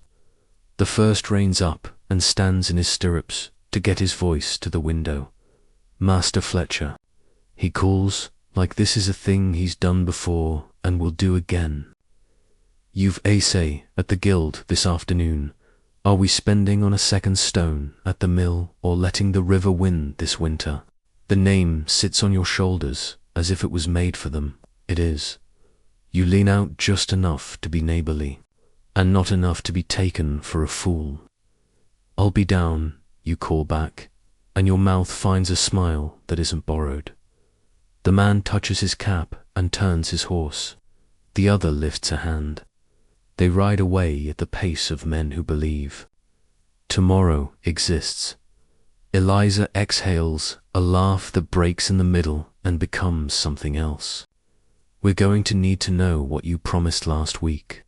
We're going to need to know where the flour is, Tom says, opening the wrong cupboard with confidence he hasn't earned yet. A cascade of neatly stacked pewter answers him with embarrassment. Agnes turns from the glass. Can I have silk on my new gown? It's not greed. It's a new idea trying its legs. Ask me after we pay the miller, Eliza says. And that's how you know the world is still the world. You reach for the board on the wall, tracing the numbers with the pad of your thumb. 1503. A future that has already happened and is waiting for you to catch up. Wells. You say, because you have to say it once. The name tastes like a stone that has finally fallen out of your boot. Gone, Tom says. Or he isn't yet. Somewhere that isn't here. Let him be somebody else's problem. We have a guild too. Make stupid or clever. He rubs his hands together and looks around like a man who has been given a barn and a winter and is deciding what is possible. Eliza lifts the orb in both hands. Careful, respectful. It is heavier than it was a moment ago, or lighter. You can't tell which. A faint warmth kisses her palm. No light, not now. She looks to you. Hide it, she says. Not because I fear it, because I fear men who fear it. You crouch by the hearth corner where the floorboard says it has something to say. Your fingers find a loose tongue of wood, as if they've done it every day for 3 years. Beneath, a small hollow lined with linen and prudence. You lay the ancient chest in its new nest. You put the board back. The scene disappears like a good lie. You stand in the middle of a room that loves you and that you don't yet know how to love back. You look at your family. You look at your friend. You look at your hands. Outside, the light is straightening. The eclipse has gone back to being a story about other people. In here, the day begins. Come on, you say, because someone needs to say something that makes sense. We have a mill to argue and a wheat field that needs a boast. Tom grins. Eliza ties her apron and looks like a queen refusing to be named one. Agnes puts the carved horse in her pocket because he's hers now. Edward is already asleep under the window in a square of sun the size of a miracle. You open the door. Summer walks in, asterisk. By noon the house has taught you a dozen small things without scolding. Flour is kept left of the hearth, not right. The salt box squeaks. The good knife lives in a drawer and bites less if you talk to it first. Eliza walks you through the counting. Room like a schoolmaster with patience. To ledgers, house and trade. Marks paid, marks owed. A neat column for Hartwell clip and tire, another for Bristol due on delivery. The figures don't frighten you. They sit where work ought to sit. Guild first, she says, tying her hair. We'll sort Bristol after. If the river wins winter again, none of this matters. Tom waits at the door with your hat, looking like a man promoted by weather. You remembered boots, he says, pleased you did. The track down to the mill runs between hedges that have learned straightness. The wheat field bows as you pass. The smell of hot straw and water sits thick in the day. Half the village has gathered in the shade of the willow by the sluice. Men in their shirts, women with baskets, the miller with his arms flowered white to the elbow like a badge, a parish constable in a hat that's too stiff for his ears, Father Stephen under the willow, damp-eyed from the sun, blessing the argument before it starts. Master Fletcher, the miller says, as if you've always arrived at this moment. The stone's chipped again. I can keep it true for a month. Maybe two. Come winter, the river will kick us and laugh. We need a second stone or a new weir. I can't buy both. The weir is a wooden grin across the river teeth, missing, water shouldering through. A good winter will break it right. A bad one will take half the bank with it. Men talk in clumps, heavy with opinion. A second stone doubles grind, someone says. No sense if the river takes the wheel, someone else answers. Subscription, Tom says under his breath. You nod. The word is new in your mouth and fits. You step forward. 2 purses, you say, loud enough. One small, one smaller. The small buys oak and pegs and a weir that would make a carpenter's mother proud. The smaller rents a second. Stone for a year. If we meet the rent with grind, we keep it. If we fail, we send the stone home and we've still got the river held. Silence like a held breath. Then the little noises of people adding. Father Stephen tilts his head, counting. The loaves that might result. The miller looks from wheel to weir, sees and nods once. And who keeps the purse?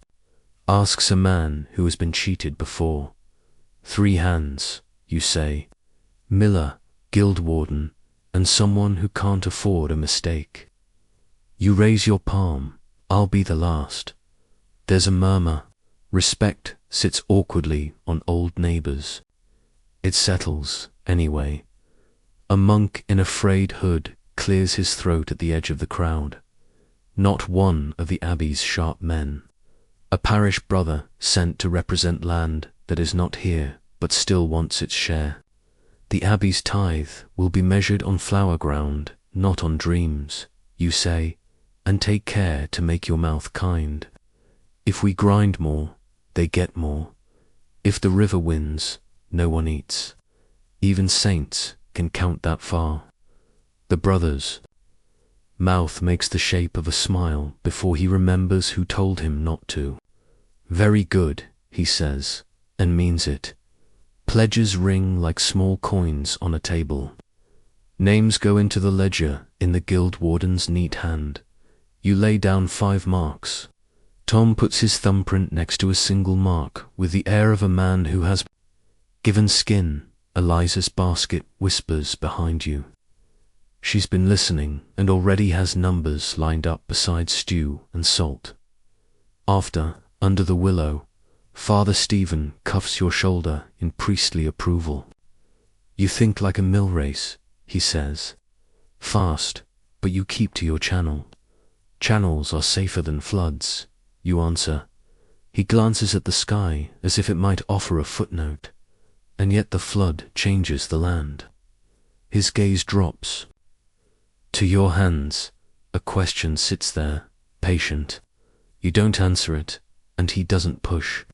He's good at both. Back through the heat, the village feels like a place rehearsing prosperity. The mercer's stall has a bit of silk in a shade that insists on itself. Agnes stops, fingers hovering, a finger's width, Eliza says. For your sleeves, after harvest. Agnes nods, solemn as a clerk, and holds the bolt like a relic. While the mercer snips at home, the afternoon stretches. Tom walks the boundary and comes back with small news that makes big things stay up. The north hedge has a fox path. The gate by the pond wants a new pin. The geese still believe they are kings. Eliza inventories winter in her head while stirring summer in a pot. Edward learns the sound a carved horse makes on a polished floor. You open a ledger you didn't. Write and know how to read it anyway. Debits and credits march. The line for Sir William North Meadow sits empty and expectant. Your hand writes numbers into it that feel like a story you've heard and liked. You go to the hiding place once, not to touch, only to be sure. The board lifts linen, the small chest nested like a bird in a loaf.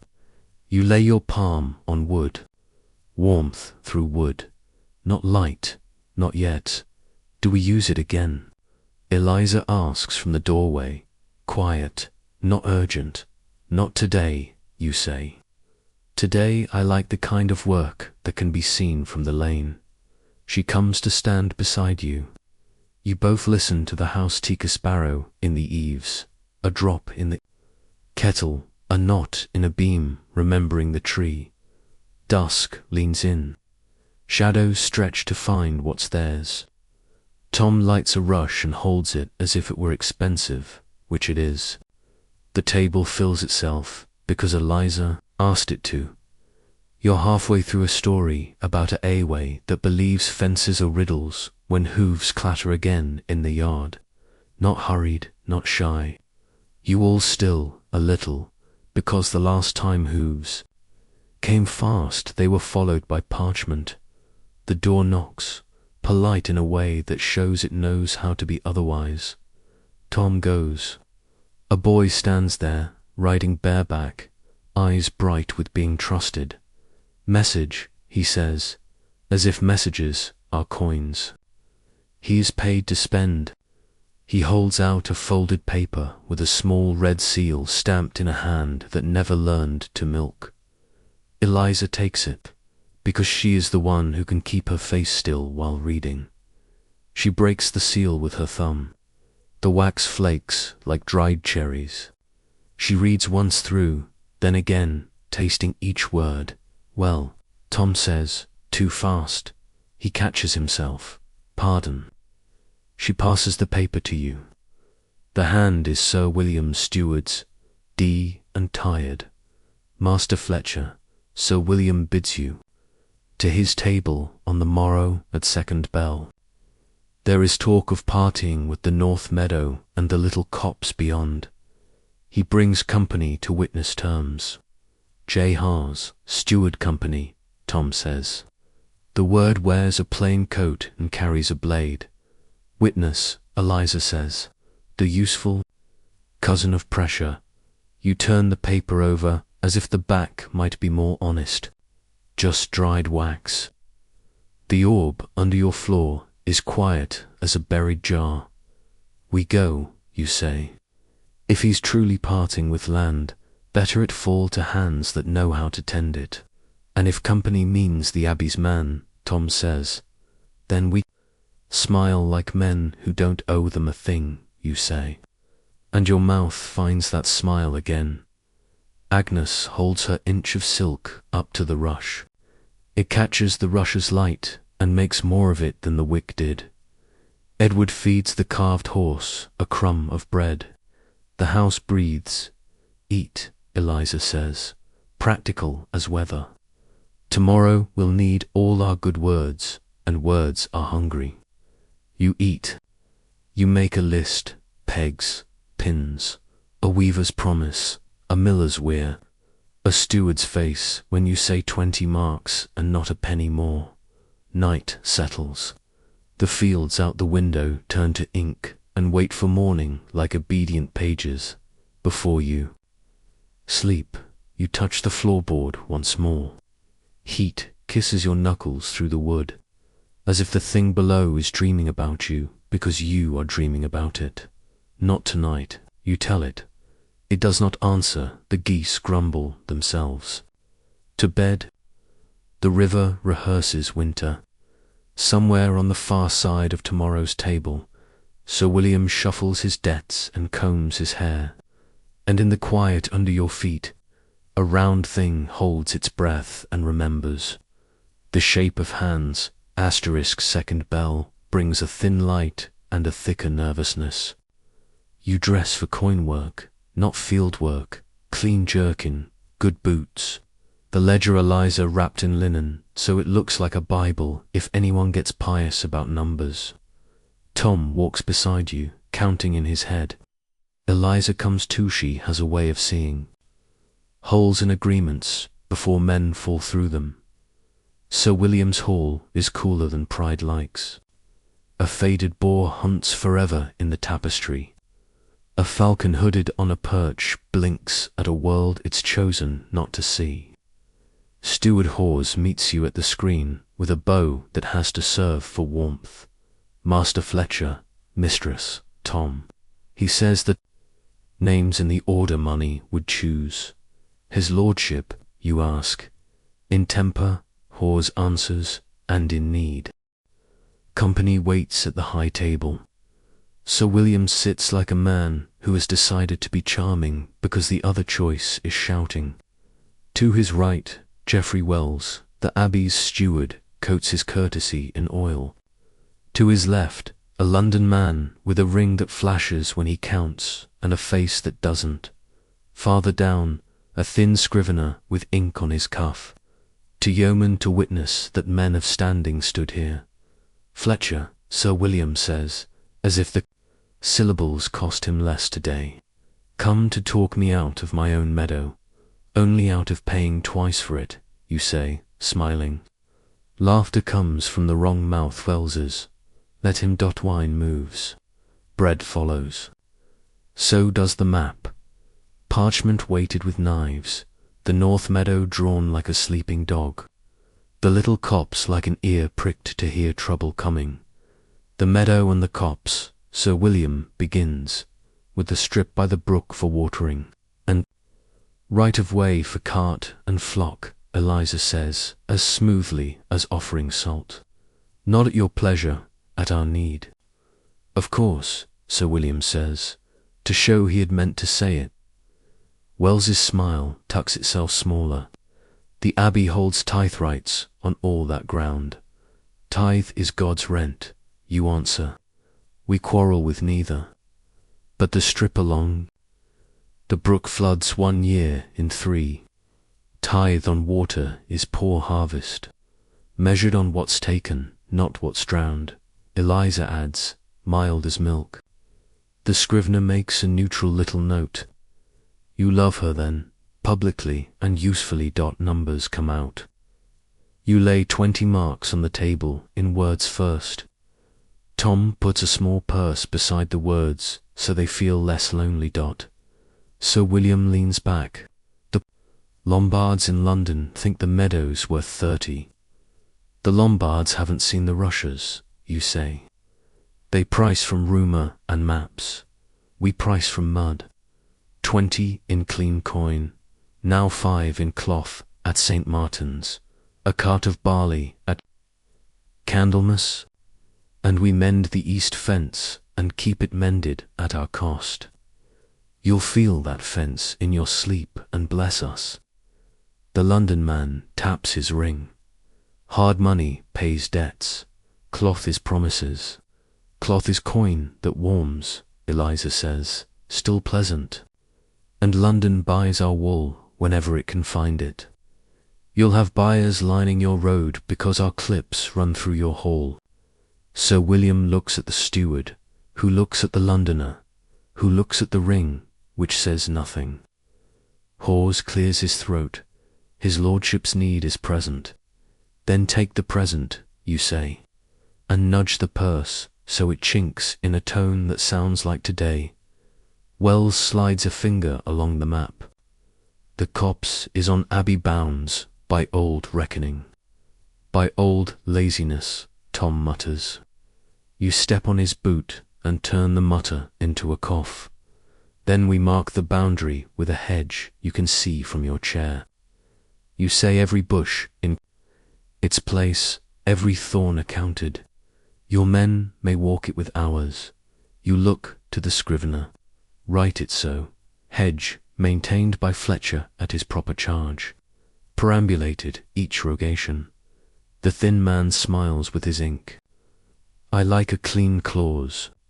Sir William taps the map with a nail bitten short, and the little path the cottagers use to cut the corner stays open, you say, without looking at Eliza, because you don't need to.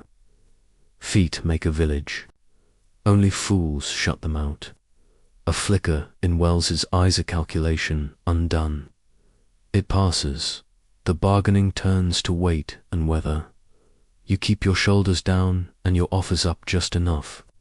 Eliza takes and returns points like someone shelling peas. Tom adds a sentence about moving stock that sounds like a prayer for dry hooves, and goes into the deed as if prayers had legal force. At last, Sir William sighs, like a man who has paid a bill and wants to pretend he meant to. He says, tired of dignity. 20 now, 5 in barley and cloth, as your wife said. The fence mended, the path kept.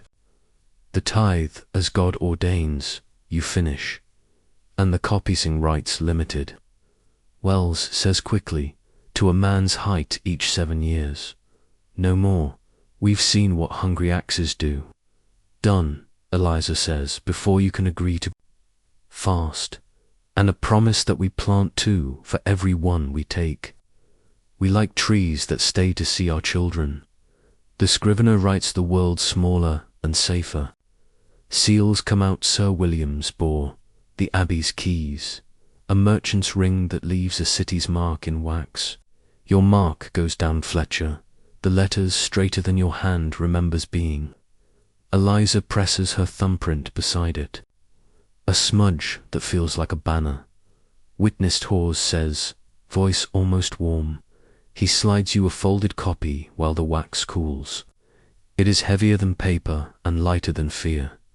They make polite cruelties of conversation while the wine goes. Wells tries the old talk about souls and rents in the same breath. You answer with the new talk. Millstones and weirs and winter roads that keep a parish from eating bark. The London man watches your mouth and memorizes the way you say do. When it's done, Hawes walks you to the steps. You bought more than a meadow, he says, low. You bought notice. From whom? Eliza asks, though she can list them from memory. Everyone who eats, Hawes says, and some who don't, but count the bread anyway. He hesitates. Keep your accounts tighter than a miser's fist. This house, he glances back at Sir William's hall. Tired, even in daylight, does not love neighbours who rise without asking leave. Outside, the day feels different by a hair. The wind has picked up an opinion. The horses taste it and stamp. Brother Thomas is by the gate, as if gates grow him.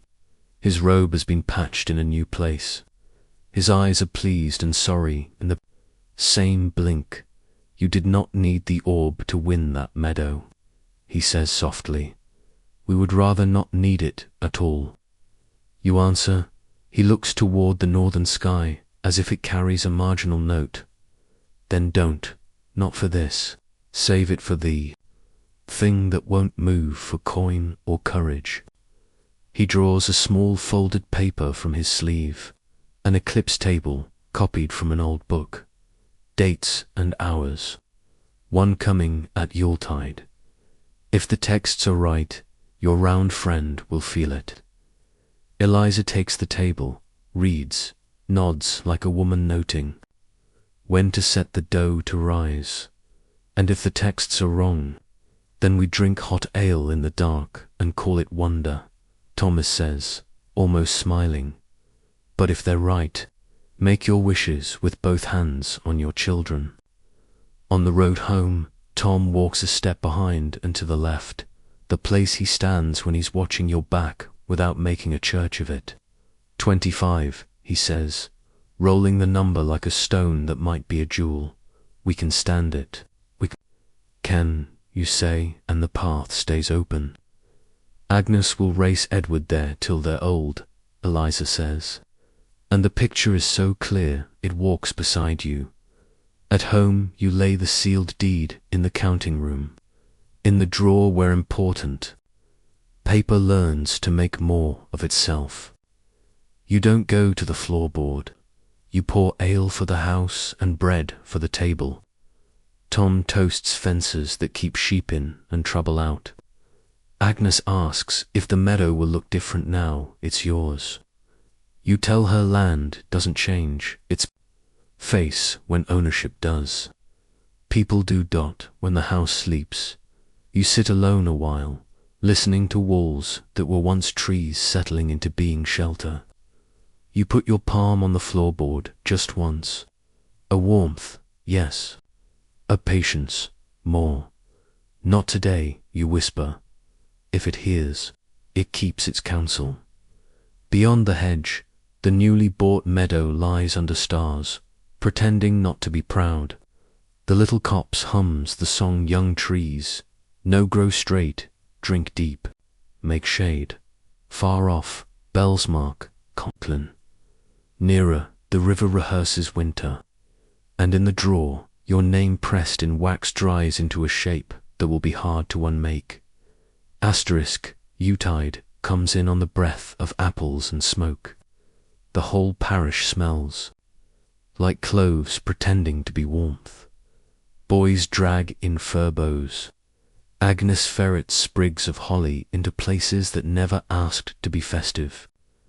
Edward names the biggest log king and promises not to burn it all at once. On the mantel sits Brother Thomas's eclipse table, inked lines, marching time toward noon. He brought it 2 days ago, wrapped in a scholar's care and a beggar's sleeve. If the old books are right, he'd said, the air will notice. Animals will forget their jobs, and whatever you hide will feel seen. If they're wrong, we'll all have a story. He smiled like a man who wants both. You and Eliza make your own table. What to do, what not to. We're subscriptions, collected meadow, deed folded in linen, put in the drawer that smells faintly of beeswax and victory. The floorboard above the chests, sanded yesterday so it won't squeak at the lurch of fate. Decision made and said twice aloud by the hearth where promises stick best. We do not ask for coin. We ask for cover. Cover, Eliza says, tying her apron. No miracles anyone can point at. Just a wind in the right direction eyes that slide ink that dries in our favor. A winter that doesn't eat children, and the path stays open. You add, always the path. Asterisk, Tom nods, as if you'd prayed. I'll keep folk in the yard with hot ale and the promise of a goose story. Mary can take the children to the churchyard with Father Stephen to gawp at the sky and learn their awe properly. Keep Brother Thomas out of the counting room, Eliza says gently. Kind or not, a scholar's curiosity is a sort of hunger. The day rises blue and brittle, the kind of sky glass would envy. Chickens mutter. The river plays at being calm. Just before noon, the light turns honest about the cold. It goes thin at the edges, like parchment held too long by a candle. Then the hooves, asterisk. Not the reckless rush of men who think paper is a weapon. Measured, decided. The yard fills with tidy trouble. Geoffrey Wells' first Abbey steward in fur that wants to be thought of as humility. A pair of monks behind him carrying a chest of weights like a threat. A clerk with a mouth prepared for inventory, by writ Wells calls, holding up a folded authority to examine tithes and measures in this parish. His eyes say something different, to examine you. Tom steps forward into the space where politeness and a wall would be. Examine the weights in the yard, he says, showing both palms. The ale's hot and the table's long. Before Wells. Can't disagree with hospitality. Another set of hooves answers the first. Sir William Hertford, coat red with cold pride. With him, the Londoner, the ring that counts faster than he speaks, and who's the steward, carrying the face of a man who keeps ledgers lit and tempers out. Boundary matters, Sir William announces. The Brooks Wanderer annoyed me in the night. He smiles. The smile doesn't mind lying. Brother Thomas appears at the gate like he was grown there. Breath fogging, eyes widening at the doubled. Company, the churchyard's full, he says, to no one in particular. It seems the sky invited everyone. It has. The light thins further, a wash poured from the world's bowl. Shadows grow clean, birds mislay their sense. The dog under your table lifts his head and frowns at daylight, behaving like dusk inside. Wells says, stepping past Tom, "We must see your measures." His writ makes the shape of a door key. "And your deed," the Londoner adds, as if deeds also fall under the purview of weights. "Of course," you say, voice smooth as a planed board. Counting room, you look at Eliza. Her chin is set. For winter, Tom lifts the ale pot with both hands and shepherds half the yard toward the wrong direction on purpose, telling loudly the one about the goose that staged a rebellion at Michaelmas. Father Stephen whistles the children away, a small flotilla of knitted caps following him toward the church and the safe astonishment there. Brother Thomas hesitates, caught between two hungers, knowledge and decency, then follows the children. Which is the better of the two? In the counting room, the air is already sparse with light. The windows hold a pallor you've only ever seen. In illness, Wells lays his writ on your table like a god on a small altar. The Londoner places his ringed hand beside it so the seal knows who its friends are. Hawes sets down his pen and looks at the wall like walls can sign. Sir William prowls the hearth because he doesn't know how not to be large. "We'll begin with your bushel." "Wells," says Eliza, all compliance, brings down the nested measures as if she's setting a table for guests who need reminding what fairness weighs. The steward's clerk begins to test pour, strike, weigh, nod, the ritual of men who believe numbers are neutral. The Londoner looks bored, which is the face money wears when it isn't hungry. The light thins again. Your counting room dims to a pewter version of itself. The tiny hairs along your wrist lift as if the room has become a cat. You cross toward the drawer with the deed. Your hand knows the route as memory rather than map. Hawes watches the drawer because it's his job. Wells watches your face because it's his. Sir William watches his reflection in your window because it tells him he's important. The Londoner watches nothing the way hawks watch everything. You open the drawer, slower than your fear wants, and lay the folded deed on the table. Wax seal unbroken, the bore impressed, the Abbey's keys stamped neat as a threat. Wells's eyes glint. "And now your accounts, tithe tallies, church dues, alms given." "Of course," you say again, and Eliza slides the house ledger forward, her neat column of charity sitting there like a shield that works because it's made of coins and loaves. She turns pages. You turn light. The world blinks. Outside, the village gives a small communal sounder, like a parish realizing the sun can be lost and found. The counting room slips sideways. Not much, a heartbeat. The rushlight flame draws in like a girl at a cold window. Under your feet the floorboard warms, not hot present, a pulse in wood that isn't wood. Eliza doesn't look down.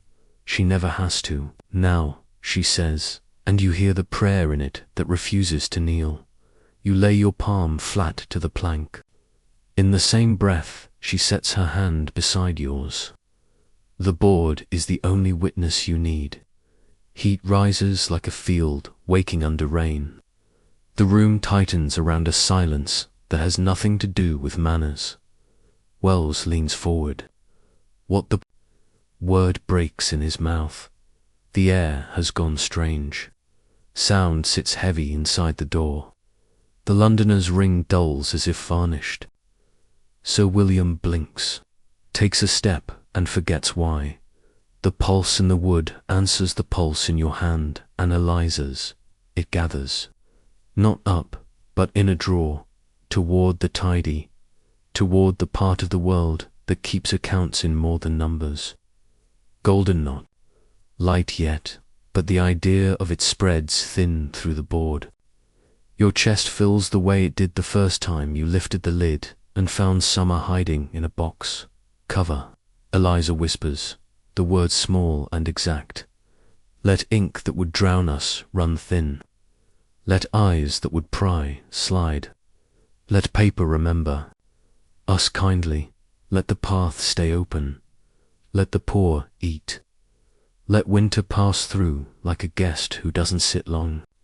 You add yours, not breaking the careful shape of her ask, and let those who mean harm be busy elsewhere. Not broken, just elsewhere. The house seems to exhale. Outside, the parish sigh becomes a murmur, half fear, half feast. The shadow over the sun is full now. A rim of brightness crowns the noon like a saint the church hasn't named yet. The writ on your table curls at one corner as if bored. The wax of the deed takes the eclipse's cool and holds it. Wells rubs his thumb along the edge of the page and frowns at a smudge that wasn't there, then isn't there again. The Londoner blinks like a man who has lost a number and cannot admit it.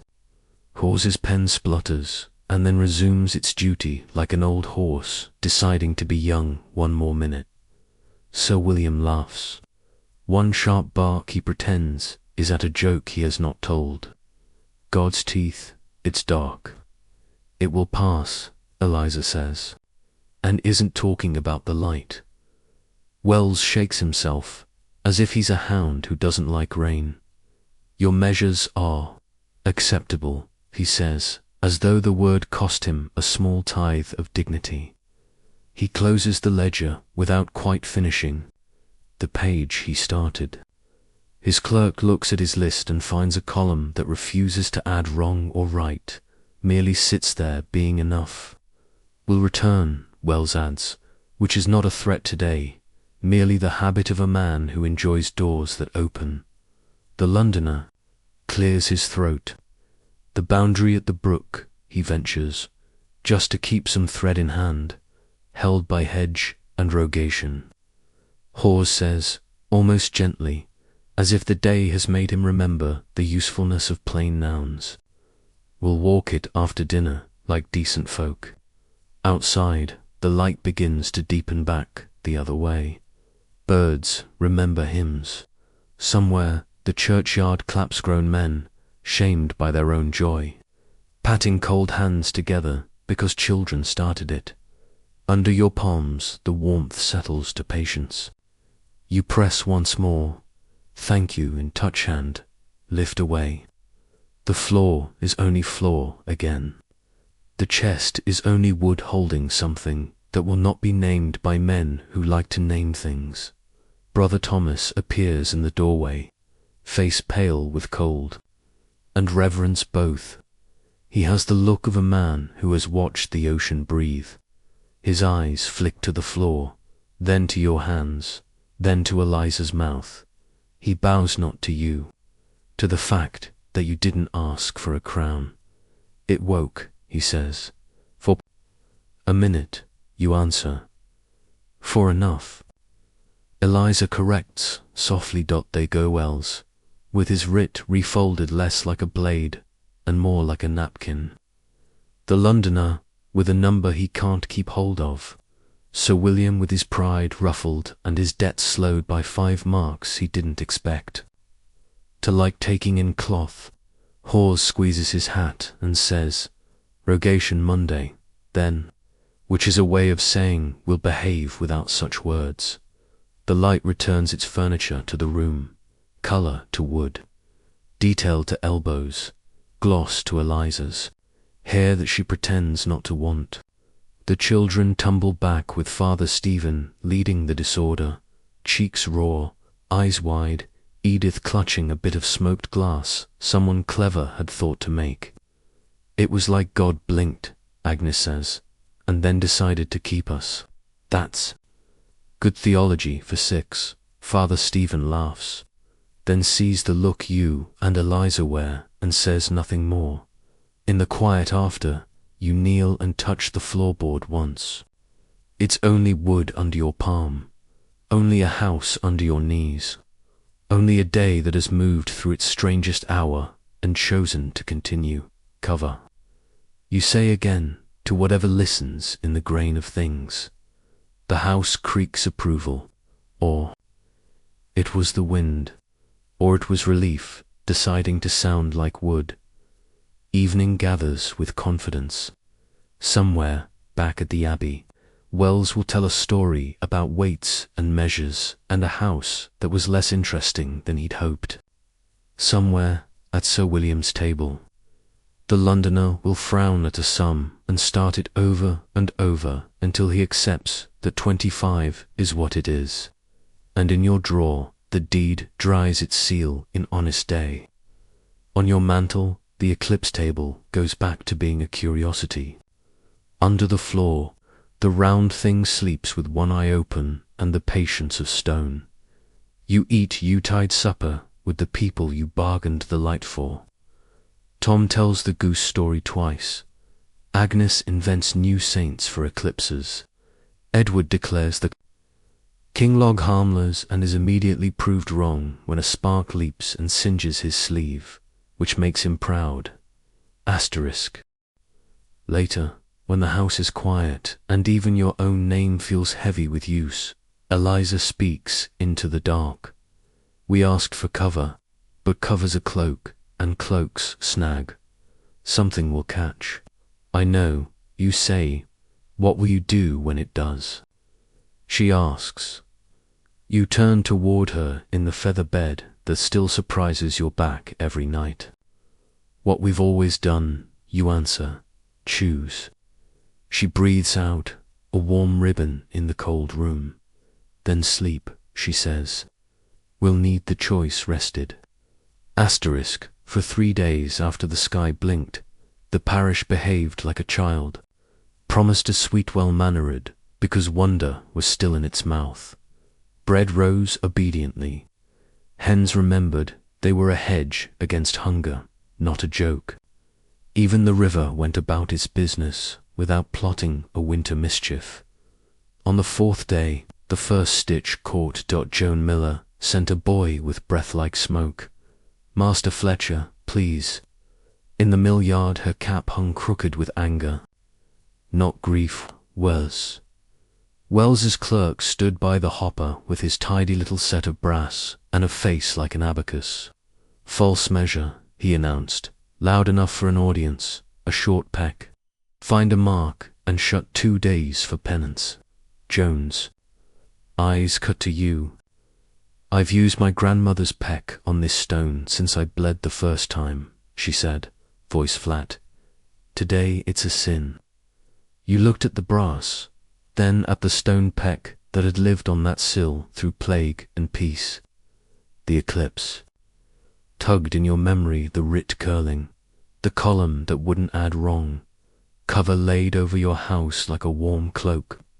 You felt it then the moral weight you hadn't paid yet. Cloaks keep someone dry and leave someone else in the rain. Eliza. Said it for you, simple as mending. We asked for cover, she told Joan, not explaining more. We'll pay what the weather did. Joan stared, jaw set. Pride and hunger wrestled behind her eyes. Pride lost, as it generally should not in public, but must in winter. A mark then, she said, and bit the word like it was hard bread. Eliza laid the coin down as if coins could apologize. On the way home, Brother Thomas appeared out of a hedge, ink on his fingers and thaw in his look. The old texts have a saying, he offered, walking at your pace, though his shoes weren't. Built for lanes, mercy leans. If you lean the world, you owe attention to what you tilted.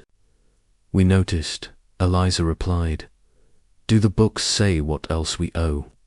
Vigilance, he said, and very little sleep. He watched your house with the soft dread of a man who respects both flames and what they consume. Men from London met in Wells's hall last night, he added. Merchants, a lawyer with a ring for every finger, 2 gentlemen who have learned to smile without their eyes, and your Sir William who thinks debt is a cloak you can wear inside out. His mouth quirked. They call themselves a society, because thieves do not like the word pack. They would like to own anything that Abbey cannot name a prayer for. Curiosities, you said. Orbs, he answered, without blinking. Then we move it, Eliza said, and the quiet in her voice was a rope tied properly. That afternoon you sent Tom to walk the meadow with a shepherd's complaint and a bag of nails. He came back with mud up to his knees and the news he wanted. The old woman by the boundary, he said, says her oak can keep a secret longer than we can keep breath. She's laid a dry place in its hollow with stones and salt and that herb she never calls by name. Tonight, Eliza decided, the 5th day, the society came anyway, more polished, more official, more pleased with itself. Sir William rode at their head, wearing sobriety like a borrowed coat. Behind him, the Londoner with the counting ring, and a man in black with a velvet purse at his belt that held writs as sharp as knives. Wells trailed, gaunt with caution, and Hawes the steward whose face could still remember fair, by the king's. Commissioner's velvet purse announced in a voice that expected to be obeyed. We survey lands and seize unlawful images, relics, and devices of superstition. Also, any antiquities improperly held. He smiled a lawyer's summer bright and cold. Your hospitality is already famous, Master Fletcher. Pray include your locks in it. Father Stephen arrived from nowhere, like parsons do when the smell of parchment drifts downwind. Hospitality is the first duty after love, he boomed cheerfully. Let it be recorded. His eyes found yours and did the smallest prayer. You led them in. Tom decanted hot ale until the room steamed. Eliza set bread on the table with the exactness she gave to balancers. The children were conveniently elsewhere with Mary and a story. That would keep them. Granary first, the Londoner said, pretending he admired wool. Then your counting room. Then any chests that claimed to be dull. Brother Thomas had not come in. He walked past the gate with a satchel and the look of a man who had already chosen which side of a wall to be on if it fell. As he passed the old boundary oak, he took his hat off. Not to you. You gave them time. Piled sacks, lifted lids, explained weights to men who believed numbers were a kind of prayer. Hawes checked a tally and nodded like a man grateful to find a sense that matched his own. Sir William prowled, one hand on his belt, the other on habit. Wells tried not to look at any floorboards. Velvet purse smiled at doors, as if they might be just like people and give way. Counting room, the Londoner said, running a thumb along the wainscot, the way another man might along a blade. You opened it. The boards remembered how to be boards. The lamp remembered how to be ordinary. The plank above the thing you had loved too much lay quiet. An honest bit of oak with dust where dust belongs. Velvet purse laid his papers out like trapelines. By commission, he recited pleasantly, we require to see all chests, coffers, and vessels within. His eyes were fond of corners. You've seen them, Eliza said, the dear liar. And our ledger, which records our soul more truthfully than any saint's painting would. We keep no images but the ones God paints on our children's faces when they sleep. Father Stephen coughed into his sleeve to keep theology from leaking out as laughter. The Londoner's smile changed key. The way a tune goes dangerous when you weren't listening. From his coat he drew a small cloth-wrapped thing and set it down. as if a seed might hatch. He unwrapped it with the care of a man who likes to make hands shake. A curved shard of glass lay there, cloudy as old ice, thick as a thumb. Along one edge, a memory of shining sang to your skin. Even dulled, it knew how to be more. Sir William's eyes flickered. You've seen that flicker in men who smell spurs and dice. Asterisk, fragment. The Londoner said, softly, from a field 5 miles north. The Abbey kept it hidden and told no one until it broke. There are more in England. There is a hole somewhere near. He lifted his gaze to you. It made your face feel like a door. The king rewards what is turned to the Commonwealth. Men who assist are remembered. Wells, God save him, shifted shame, hunger, fear, all teaching his shoulders different hymns. Hawes's mouth flattened into the line men wear when a thing is almost fair enough to be bearable. Fine glass, Eliza said, and said nothing more. Search, velvet purse prompted. Lazy as a cat that knows the bird is limping. Search. Father Stephen echoed, cheerfully wicked, but search like Christians and not as men who fear a cupboard. His stare made velvet look like satinless somehow. They searched, they tapped panels and sniffed at the hearth and asked old questions. In new voices, the shard sat on your table like bait and a memory. Under the boundary oak, in the hollow lined with stone and salt. A round thing rested on herb and darker heart, asleep in a tree that had seen Romans forget their shoes. Agnes, who should have been with Mary, wasn't. Children are ambassadors of disobedience. She slid into the counting room with the stealth of small intentions. Eliza was across the space in an instant, a hand to her shoulder, a smile pinned lightly to her mouth. Upstairs, she breathed. Agnes nodded and feathered away, guilt bright and brief as a finch. Sir William saw only what money wants to see. Velvet saw only law. The Londoner saw you and wondered whether men like you were born or made. Wells saw the flaw and found it incredibly fortunate. Hawes saw the way Eliza's hand steadied Agnes and respected a different sort of ledger. They turned out not to be very good at searching. That's the problem with certainty. It makes poor thieves. When at last Velvet folded his writ, and the Londoner wrapped his shard and Wells remembered everyone had other duties, they left with nothing. They could put in a purse. Sir William lingered long enough to breathe your air like it might belong to him one day.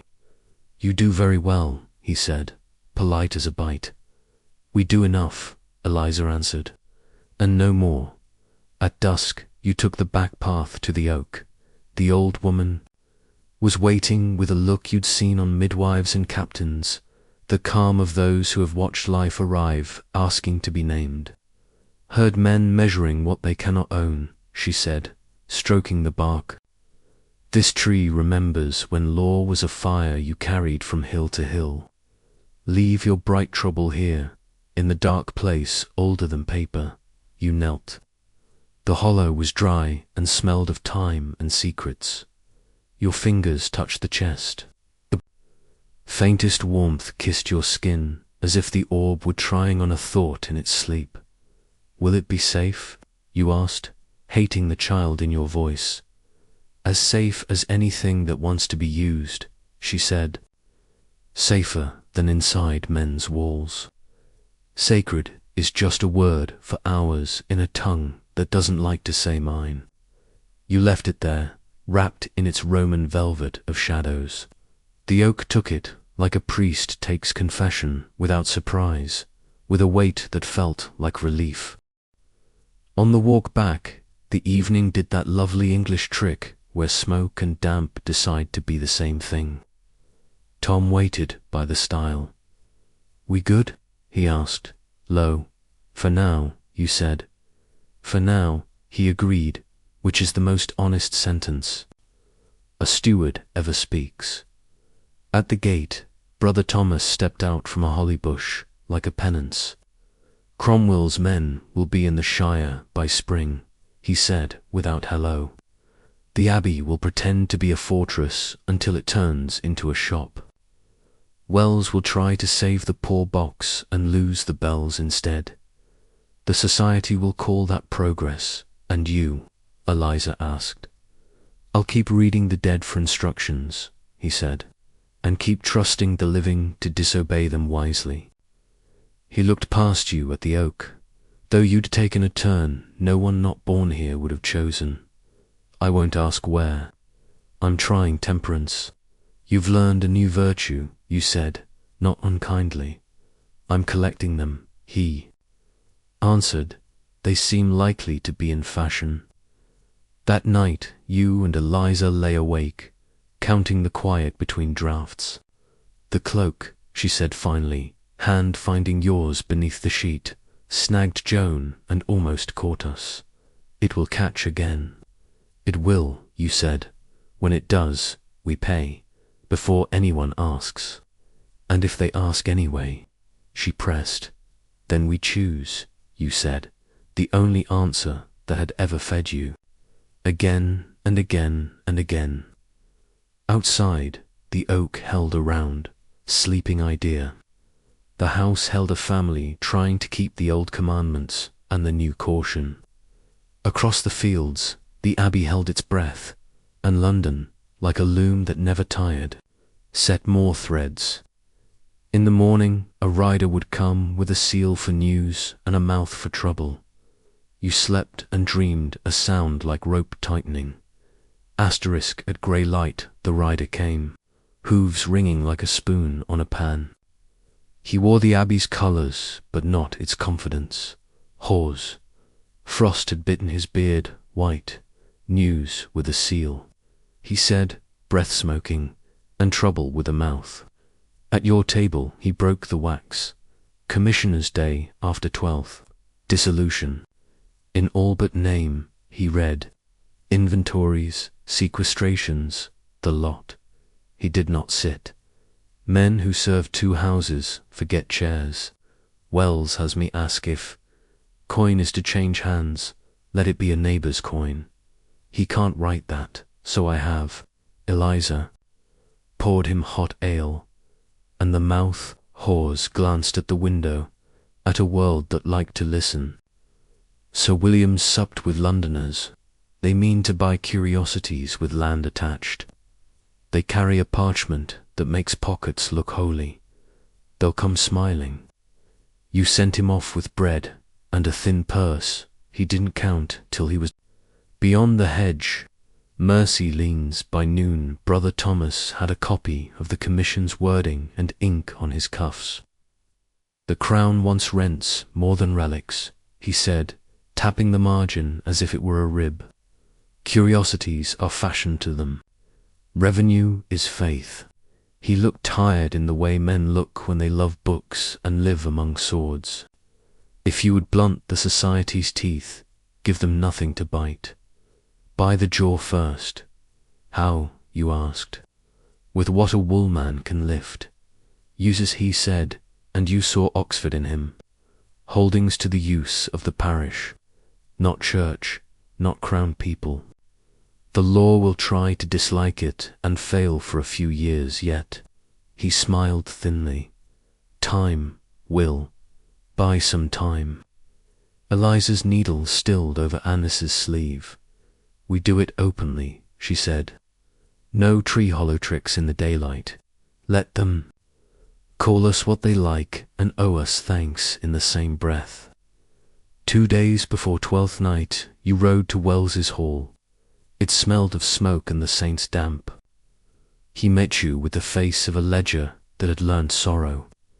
I won't pretend it's fair, he said, before anyone invented courtesy for such moments. But fair has been asleep a long while.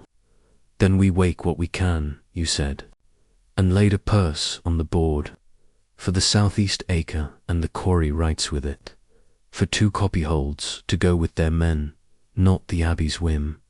For the mill, measured by Joan's peck. Wells's mouth twitched at that, some muscle remembering. A laugh. You buy trouble with that last. I'll pay the tithe on trouble, you said, and meant it. He took the money like a steward should, without greed, without relief, just the right shape of acceptance. There will be papers, he said, and men who believe papers can. Beat winter, be ready. He folded half the coins back at you, for the parish poor. If I send it to the almonry, it buys a new lock instead of bread. On the way home you stopped at Joan's. Weigh me a stone of flour, you said, and paid her with a mark and a nod toward the abbey. She weighed you an honest stone and spat on their brass when she thought no one looked. You saw and said, nothing, which is a kind of blessing. The 12th day dawned with the smell of spices and writs. The commissioners came in their furs, Wells behind them with a face composed like a psalm. The society came smelling of ink, Sir William unusually sober. The Londoner with the counting ring, the velvet purse that had learned to purr. Father Stephen met them with a thurible of jokes and the steady weight of a parish that would not be bullied into levity. You had made preparations, not magic, arrangements. The church green was full, not with pitchforks, but with witnesses. Tom had lifted every latch from Priory Lane to your stile. Brother Thomas stood where he could be forgotten until needed. The old woman sat on a stool by the boundary oak, knitting air and watching law try to be taller than trees. In the abbey yard, the commissioners read out the king's commands. Latin died in their throats like a bird in a chimney. English did. The work inventories were taken. Bells were counted like sins. The poor box was opened farthing by farthing, shameful and small. Velvet Purse smiled at relics as if he had once believed and now enjoyed the absence of weight. The Londoner admired candlesticks like a butcher admires a pig. When they reached the question of lands, you stepped forward with Wells and a paper that smelled of fresh ink and an idea called use. 15 acres to the use of St. Mary's Parish. Poor, you read, your tongue finding steadiness it had not needed when you were only a man. Held and managed by Feffys named Herein. Names that meant hands you trusted. Tom, Joan, Miller. Hawes, because fairness likes to be complicated. Father Stephen, because mercy should sign where it speaks. And you and Eliza, because courage must sometimes write itself down. Velvet Purse's smile trimmed itself. A device, he purred, to shield goods from dew. A device, Father Stephen boomed, cheerful as thunder, to keep bread from the ditch. Which dew shall you announce to God when he asks you how many children you fed with your cleverness? The commissioner who had not read enough looked to the one who had.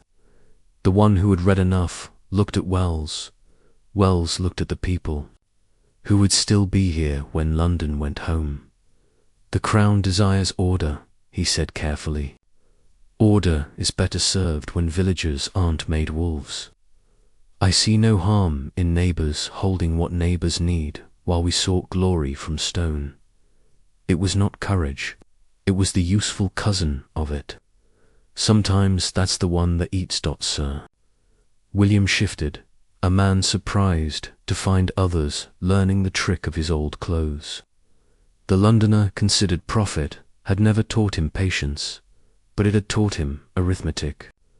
On condition, he said smoothly, that rents be paid as heretofore into the king's hand, not the abbey's. Paid, you agreed, before anyone could teach greed a new word. And the quarry? Velvet Purse asked, eyes bright with the idea of selling the bones of earth. Least Swells said, lifting another paper, to Master Fletcher, with conditions for the bank and the spring. He did not look at the oak, which was good manners.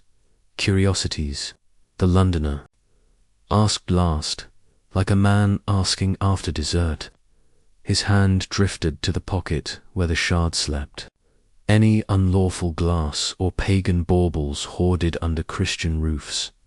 Only what's legal and dull, Eliza said pleasantly, and a child's snow globe we call a hen's egg. Father Stephen laughed so loudly he made Velvet Purse wonder. If salvation might sometimes look like mockery, they searched again. But law tires even when ambition doesn't. The shard stayed in its cloth. The oak stayed taller than men. The orb slept where roots remember Rome, when the commissioners were full of lists and cold, and the society was full of the parish's gaze. They left with dignity and less victory than they had practiced for in mirrors. Wells stayed. He had the look of a man who has made too many bargains with himself.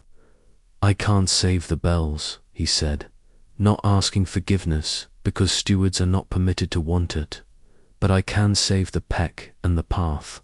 You've saved more than you know, Eliza answered, and put bread in his hand that had not been weighed by any measure but need. Asterisk, asterisk. In the weeks after, the abbey shrank the way a river does when a dam is built upstream. Monks went back to cousins they had not written to in years. The library lost volumes to London and others to damp. Brother Thomas rescued enough to make his hands permanently black. Father Stephen said Mass with fewer candles and more people. The poor ate more steadily and asked fewer questions of heaven. You bought no relics. You bought time and roofs and grazing. You did not touch the oak for a season, when spring came early, because someone had leaned the world and it had not learned to stand straight yet. You found yourself at the tree with Eliza and the children. The old woman nodded you past with approval reserved for apprentices who had finally stopped cutting their thumbs. You lifted the chest. The orb lay in its velvet dark, its glow a pulse like something thinking. Agnes reached us children, and some queens always do ond. You caught her hand gently. Not as a coin, Eliza said to the round light. As a compass, you set your palm on it with a thought formed as carefully as any prayer you had ever said. Not for more, for steadiness. Where we have leaned, show us where to brace, it warmed. The light did not flood the field. No monks saw visions. No kings felt a shiver. It was smaller than that, and larger. A draught from a well you had dug yourselves, after the henhouse stopped its comedy, laying neither famine nor feast. The river took its thaw without a tantrum. Jones Peck agreed with Brass, because you had bought time for them to speak to each other before men did. A fever in the village broke the way a hard frost does, after it has said what it came to say. You mended the thatch of a widow's cottage with your own hands because mercy prefers calluses to blessings. And Eliza took 3 orphan girls into the kitchen because households should be porous, brother. Thomas came to the oak with ink on his cuffs and joy he could not disguise. John writes from Oxford, he announced, pulling a letter like a rabbit from a hat he did not own. Your boy stood in a hall with men who pronounced Latin like they were born facing Rome and argued a syllogism till it fell over and applauded. Him, you felt that pride that makes men foolish and brave, and you let it in and did not let it drive. He'll come home at Michaelmas, Brother Thomas added, eyes bright, has views on uses and rents and making the Lord do chores for the poor instead of standing on their backs. We'll give him paper, Eliza said, and a broom. Summer put fat on the world. The society sent 1 more letter, gilded and oily, offering to relieve you of any items of unusual property for the safety of the realm. You relieved them of their messenger with a pie and a send-off that made even Velvet Purse admit defeat. At least in this parish, Sir William lost his last field to cards and moved to a cousin's loft, where his opinions cost less to keep warm. Wells finished his accounts with the Abbey, put down his pens, and came to you to ask if you had work. You did. He took it and learned how to count sheep instead of chalices, and found it counted him back more kindly in late autumn. When the oak turned the colour of old coins, you and Eliza walked the bounds with Tom and Father Stephen and Half. The parish, children leaping ditches as if inheritance were a game. At the southeast corner, the old quarry that never quite happened, you drove a post and nailed to it a board carved by John on his last visit home, the Oak Covenant. It said in a hand that loved clarity, to the use of the poor for the mercy of God, for the peace of neighbours. Let no man quarry here without 3 women's consent, and a boy's question answered to his satisfaction. Father Stephen laughed until he cried. Best statute I ever saw, he said, wiping his eyes. God loves a clause that requires a child. Snow came early and softly, like a guest that knows the house. You banked the fire and counted the loaves, and did not count your luck, because luck dislikes arithmetic. In the loft Agnes snored like a pup. Edward dreamed with his fists unclenched. Eliza's hand found yours, as it had in the worst winters, and you felt in your chest that quiet that isn't emptiness, only room. In the yard, the oak held its round asleep. In London, men drew lines on parchment that would make other men rich and poor in different arrangements. In the parish, the millstone turned, the peck sat square, and Jones sang to the hopper, because songs are a kind of treaty with hunger. You slept and did not dream of golden floods. In the morning you woke to ordinary cold and work that would take all day, and a world tilted just enough toward mercy that your back could stand it. The cloaks of kings and abbots change hands. The one you pulled over your people. You hemmed here and here and here with coin and bread and a law or two and the stubborn habit of choosing. And under the boundary oak, older than most commandments and kinder than many, something bright waited, patient as winter wheat under snow. Asterisk.